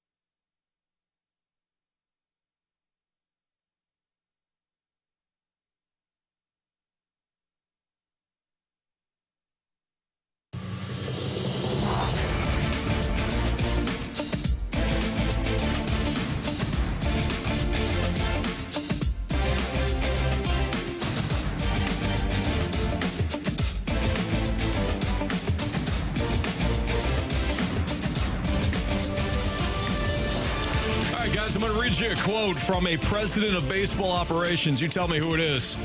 Quote, I think great decision makers are great synthesizers of information. That can look differently for different people and particularly at different times. But I think what I would like to represent is an ability to weigh different information streams and to engage in conversations with the empathy of all parties.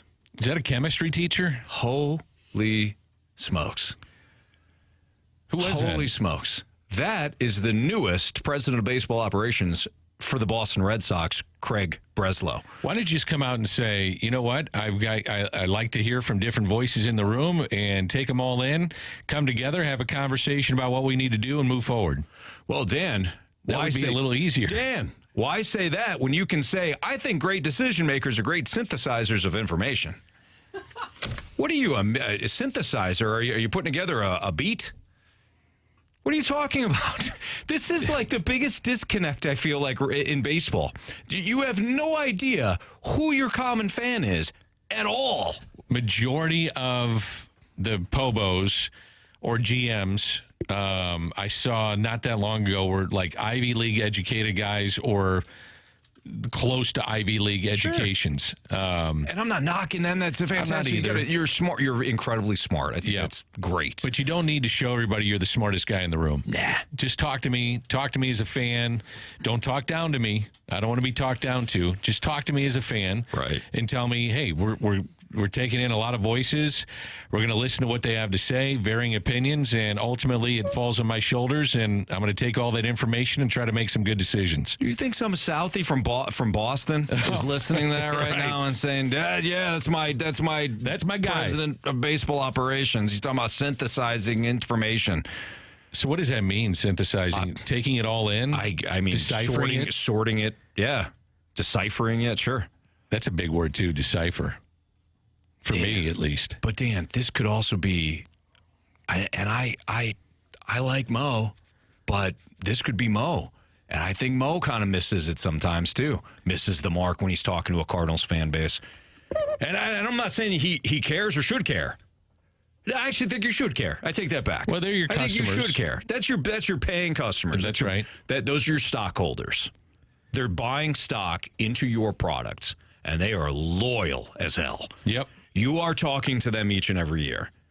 If you're talking about, net and all that other stuff and synthesizing, I'm sorry, you're missing it. I got to be honest. Audience. When I talk to Mo, it's different. So my opinion of what you're saying here is different, and I only go on how people treat me. Mm-hmm. He's treated me great. And anytime I had a question for him or, just like a couple guys just chit-chatting. Yeah. I didn't get the net and low-hanging fruit and things that he takes a lot of heat for. But he was great with me. And so I only can go on that. But to the point of listening to the Boston GM or president, whatever you want to call him, Pobo, it's your average fan is like, what are you saying? Right. Like, just go get me some talent. Yeah. Who are you going to sign? What synthesize? Just go get me some guys that can hit. Plug into your synthesizer and get me, Give me some dudes. Yamamoto. Give me some dudes, man, that can play. Does your synthesizer say we're going to get Blake Snell? That's really what you're looking at this point. Would you take Blake Snell here, by the way? Yeah, of course. Yeah. At what price? Doesn't matter. Not my money. You want him here. I want to see pitching. Doesn't throw a lot of strikes. I was looking at his numbers the other day, which was interesting. Now, doesn't throw a lot of strikes, so what? He gets a ton of swing and miss. Mm-hmm. He's a stud, man. Out of the three aces, I got mine. Yamamoto, Nola, Snell. I got mine. It's not even close. Yamamoto. Same. And I've seen him pitch on highlights one time. And you loved him. But he's 25. And he's 20. He just turned 25. He misses bats. Here's the thing about him, too, is, I've heard a lot of fans have said to me, they're like, man, how can you sign a guy if he hasn't pitched in the major leagues? And the technology and the information now to evaluate talent is so great that the video, spin rates, movement, all that stuff, velocity, it can all be measured. Mm-hmm. And so you take those things and you say, well, if we apply it to the game today in Major League Baseball, he's probably got a success rate of X.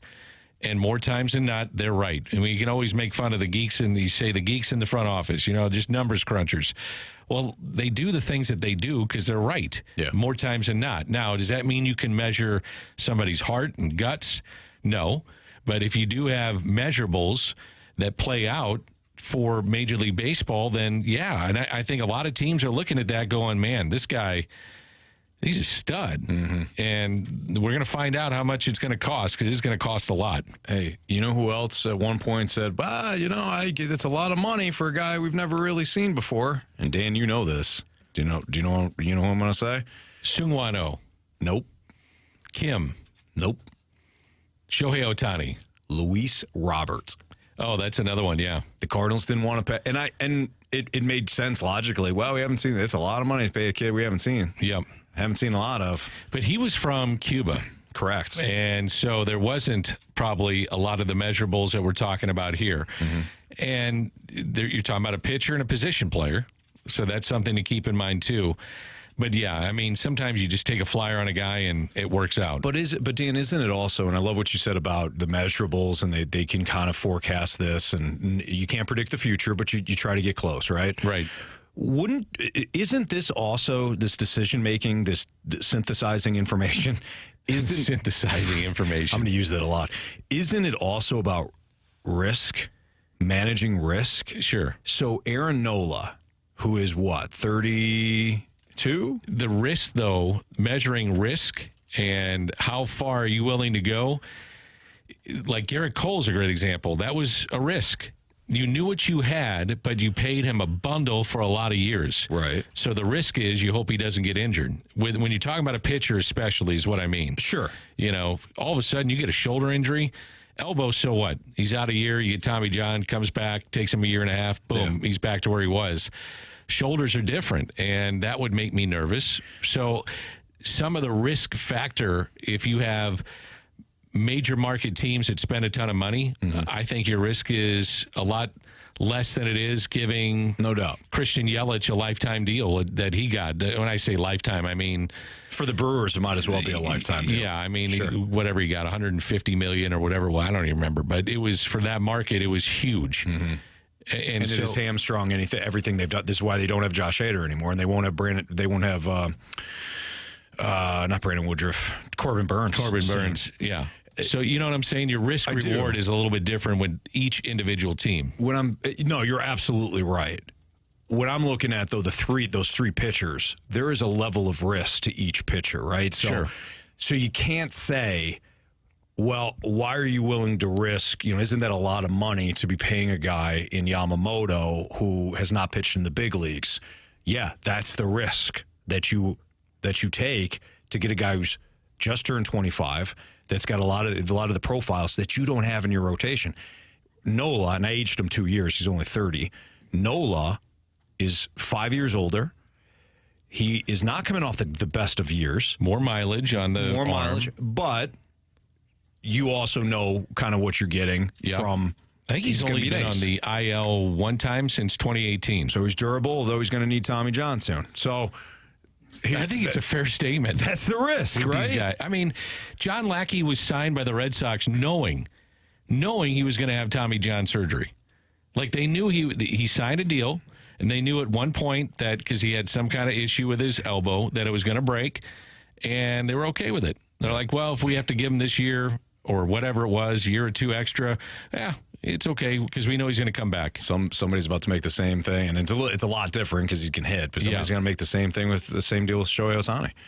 Oh, yeah. We know we can't use it next year, but I think his pitching standpoint, pending free agency is fascinating. Oh, that's the biggest story in baseball. It's got to be close to it. I mean, do you pay him as a pitcher at some point and have to factor that in? I think you pay him as if depending on what the you got to do with the agent, but I think that if the agent is okay with, hey, I'm not paying him as a pitcher, that first year is going to be this amount for him to be a hitter, then you can project out from there. I'm with you on that. Yeah. All right, Joey Vitale is going to join us next. We'll take a look at some of the storylines for tonight's Blues-Jets game with Joe next on 101 ESPN.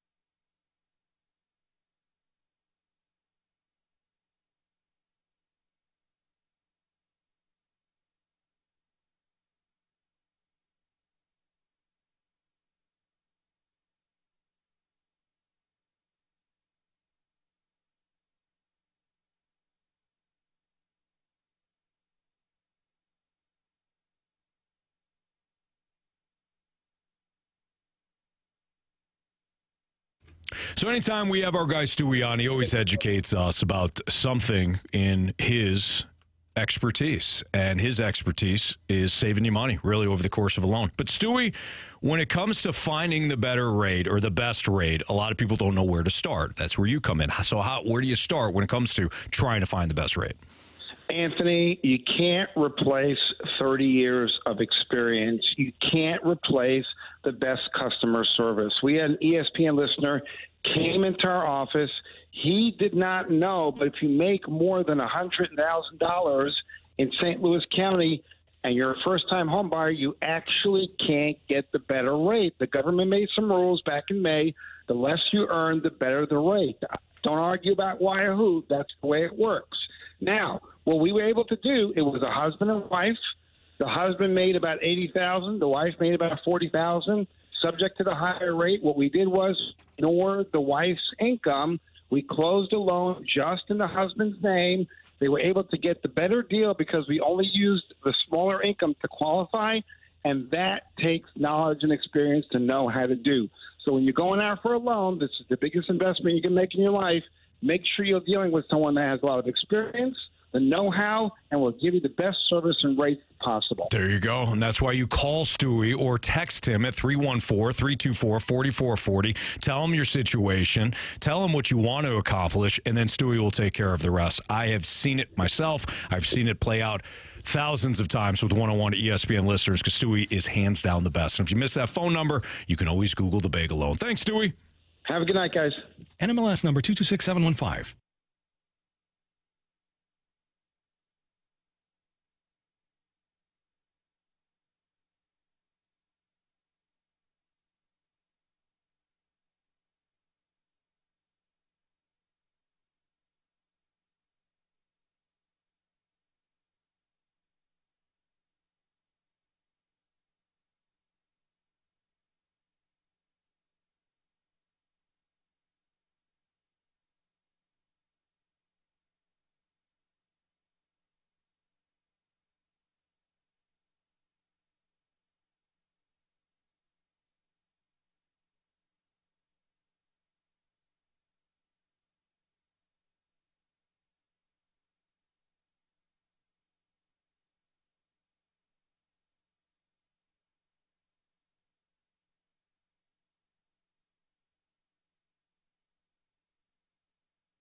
Call them today at 314-997-9007 or visit massstore.com.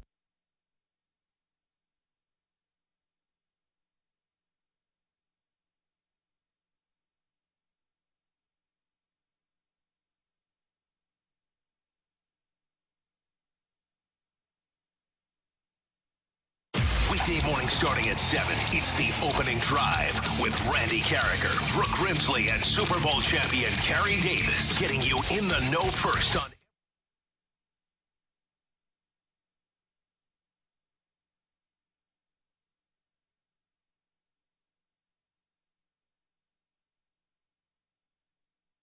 .101 ESPN Sports Center. I'm Andrew Marsh. It's time for a Sports Center update brought to you by Saliga Heating and Cooling. The Blues take on the Jets tonight. Pregame starts at 6 o'clock. Puck drop is at 7. We're going to talk with Joe Vitale coming up here next, right here in the Fast Lane. If you missed anything from today's show, make sure you go to 101ESPN.com or check out the free 101 mobile app. It's all brought to you by Dobbs Tire and Auto Centers. This Sports Center update is brought to you by Saliga Heating and Cooling, independent American Standard heating and air conditioning dealer.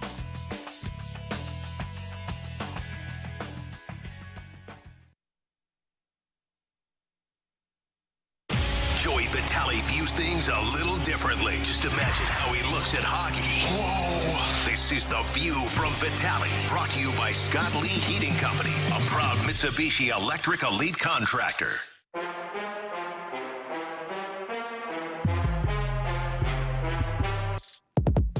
With Dan McLaughlin, I'm Anthony Stalter. It's the Fast Lane on 101 ESPN. Tonight we got Blues and Jets pregame starting at 6 o'clock. You'll hear from Alex Ferrario, play-by-play man Chris Kerber, and the one and only Joey Vitale, who joins us via our 101 ESPN Celebrity Line. What's up, Joe? Well, on, boys? Doing good. Just got down to the Enterprise Center and looking forward to this one tonight. Like the matchup for the Blues? Listen, I do. It's going to be a tough game here tonight. The Blues have not fared well in their division this year, so what better team to kind of get this thing rolling and hopefully back on the better direction than the Winnipeg Jets, who they saw about a week and a half, 2 weeks ago, and Winnipeg certainly came out and had a great third period to take advantage of St. Louis. But same lineup from over the weekend, Jordan Binnington in the cage, and they're just hoping to kind of figure out a way to extend some wins together. That's something they couldn't do last year. You win 2, you lose 2. You win 3, you lose 3. So I think this kind of 500 hockey, at some point you got to start stringing some wins together to kind of separate yourself and pull you apart from the pack. Hey, Joey, did you survive Halloween? Danny Mac, I survived Halloween. I'm still crushing the peanut butter cups that I stole from all my kids. It was actually a really great night. It actually was a lot colder than a lot of people were expecting, but it ended up becoming an hour and a half. Kids got too cold. We came back. I popped open a bottle of wine with my wife. We watched a show. It was actually the most relaxing Halloween I've had in a very long time. Good for you. I had Jamie on the show. I'm just filling in, and Jamie was in earlier. So I was talking to Jamie and asked Jamie about Jordan Binnington. I said, man, this guy is playing well, and I just am curious of what you're seeing with Binnington. He's looked outstanding so far this year. One thing I'll say, Danny Mac, one thing I'll say about Benny is there is just something about when he takes over the net that is just very different than a lot of goaltenders. He just has this ability to win. He has this ability to keep his team in it. And with him in net, you always know you got a fighting chance. And I know that sounds kind of, across the board, yes, you should expect that for every goalie, but it's really not the case. Connor Hellebuck, his counter tonight is another goalie who, when he's in the net, at any moment, any night, he could take over the game and win you a hockey game. Andrei Vasilevsky, certainly the same way. We're starting to see that with Georgiev there in Colorado. There is a good handful of goalies that, pound for pound, you gave me one win. It's Game 7 of the Stanley Cup Final. You got to pick one goalie. There are a lot of people outside the St. Louis fan base that would look to Binnington as well because he just has this winnable nature about him. Very poised, very focused from the day one of camp. He's had a couple games kind of slip away from him, but for the most part, he's been very dialed in. Everything seems very connected, and I love the fact that they're using Joe Hofer as much as they are early because this is going to give your starting goaltender a little bit of rest. Joe Vitale joining us right now on the Fast Line on 101 at ESPN. Joe, what did you see in the last? I asked this to Jamie. I'm interested in your thoughts too. What did you see in the last 2 games for the Blues that were not there in the previous 8? I think the biggest thing that we saw, you go back to the New Jersey game and you go back to the Montreal game, is that they really neutralized their speed. I mean, New Jersey, of course, a fast team. Montreal, very quick in transition. They're not allowing these other teams to get up to speed and to find their transition game with the odd man rushes. And the biggest reason why they're doing that and why the Blues have won these last 2 games, it actually starts in the offensive zone. They've had a very, very good high forward. It takes a lot of discipline to stay high, and people are like, well, why is it so hard for forward to stay high? I mean, you talk about it all the time. Why we want to go low anyway? Because, essentially you're antsy. You want to go in on the offense. You see 2 of your guys battling in the offensive corner. You want to get in and around the net. So the anticipation and the anxiousness just to get there is something that, it takes a lot of maturity to kind of sit back and be focused on being that high third guy. When they had that high third guy, like they've had the last 2 games, the last 6 periods, that sets everything up because eventually the team, when it begins to break out, that high forward is going right at the puck carrier. Or maybe you're tracking back and you're allowing your D to have a really tight gap across neutral zone. They can step up, and it doesn't allow any easy entries. So to me, yes, they've had some success. They haven't allowed a lot of goals against 2 very high-powered offense teams, one in Montreal and one in New Jersey. But it's less about the D zone, and it's more about just the discipline they've had with their high forward, not only in the offensive zone, guys, but also just the ability for them to track back with aggression and with a lot of fight to get back to the D zone and really help out down low. All right, Joey, I need your help. You got to back me up on this. You ready? Let's do it. Okay. First of all, whatever you're going to ask, I take your side.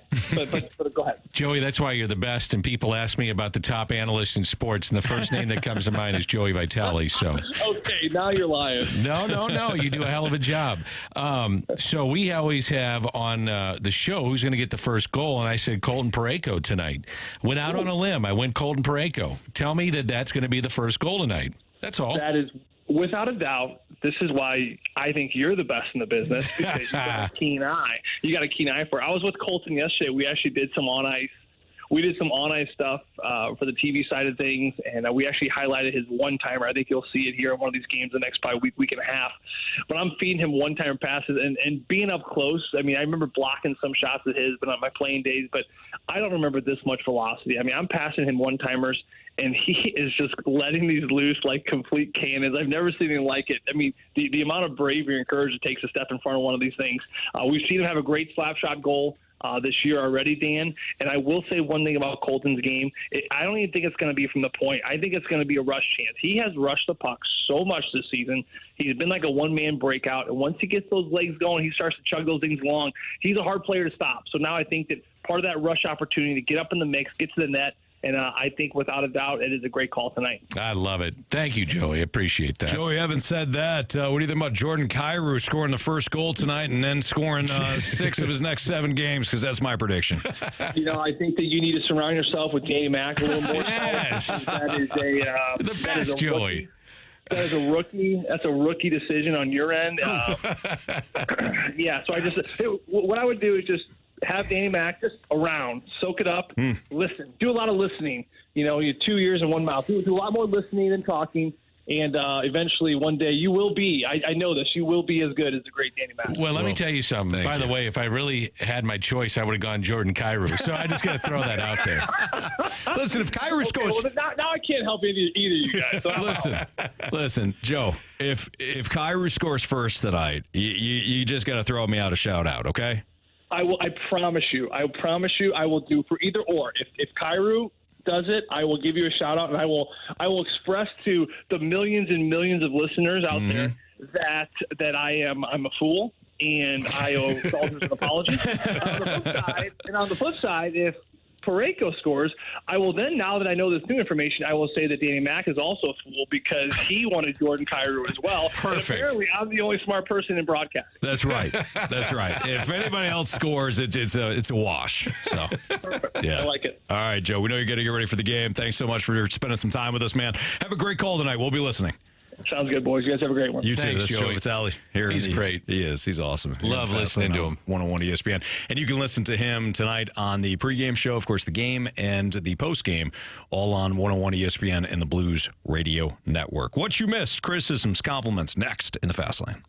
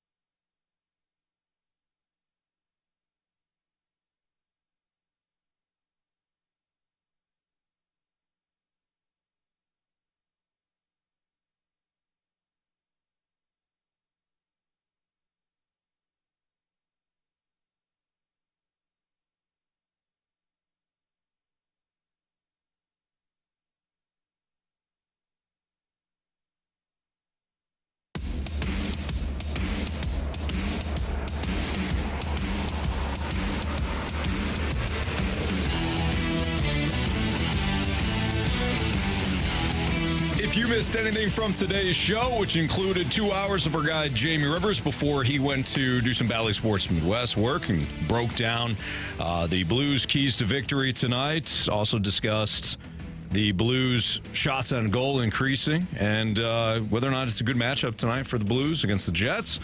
It's all available on the podcast, along with would you deal Nolan Arenado?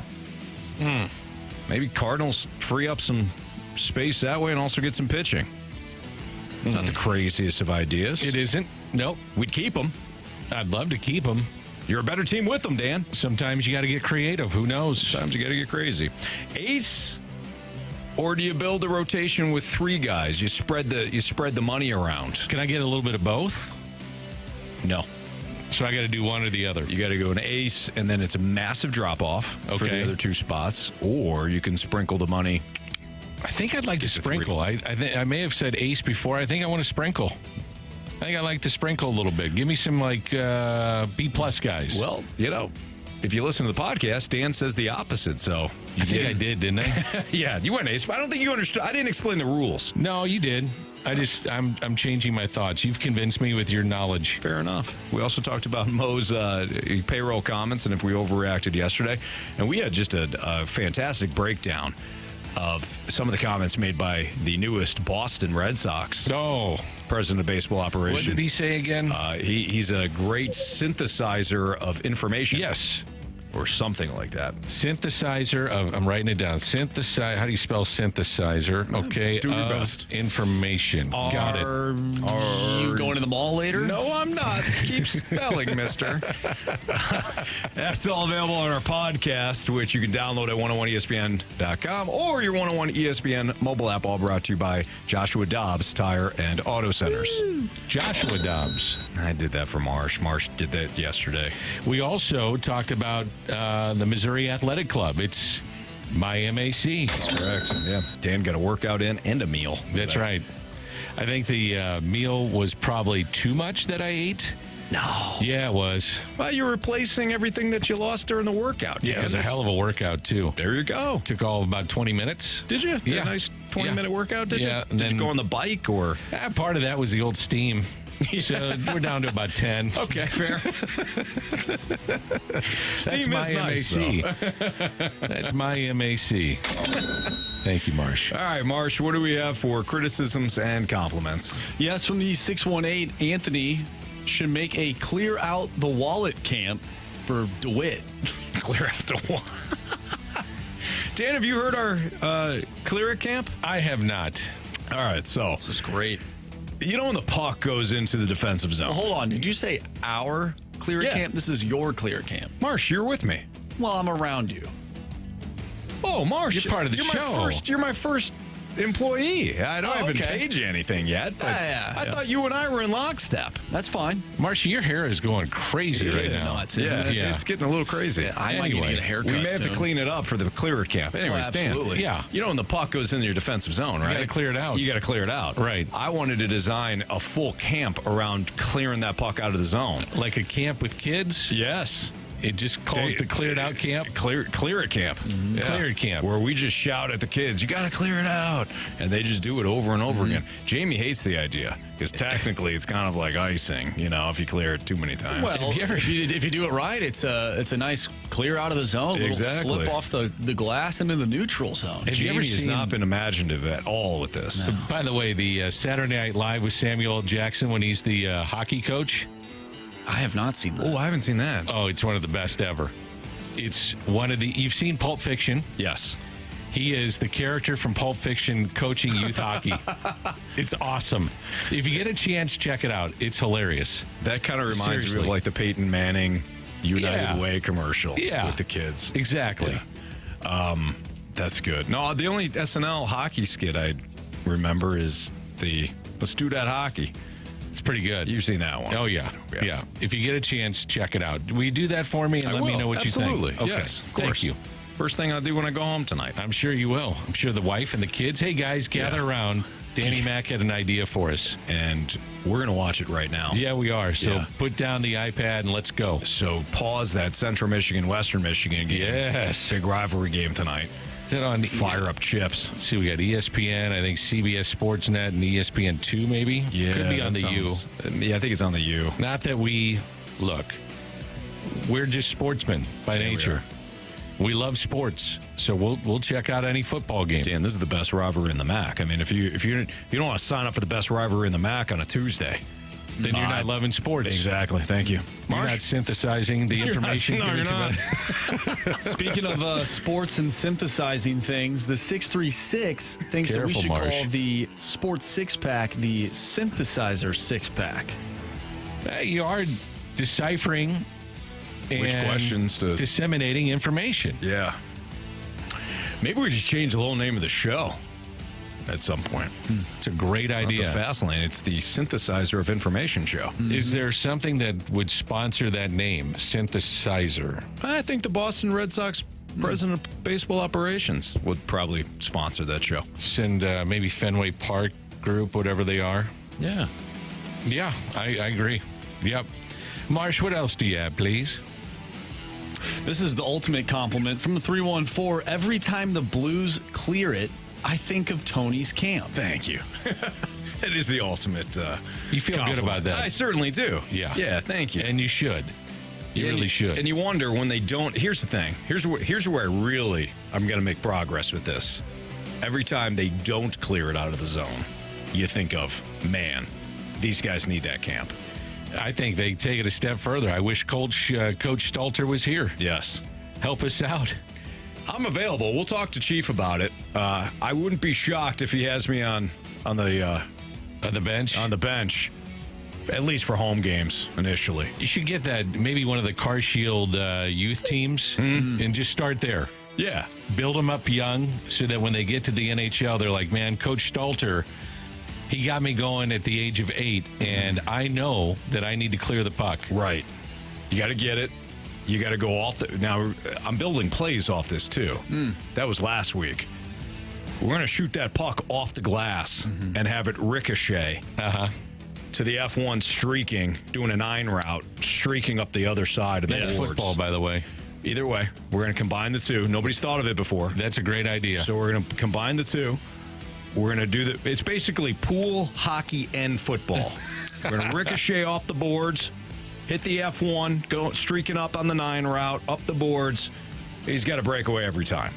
Teams won't be able to. I think you're onto something. Thank you, Dan. Funny enough, in high school, we actually had a play like that. Of course you did. Coming out of the zone, the defenseman, me, would throw it off the glass. The near side forward would shoot up and fly the zone. 9 route. Center would be back for support just in case there wasn't a play there. I can hit him up the middle. He button hooked. And that far side winger would then crash towards center ice. So then you would have a quote unquote 2-on-1. Yeah. If that defenseman doesn't end up, going back. So you got a 9 route, a button hook, and then you've got what sounds like maybe a dig across the center of the ice. Sure. Okay.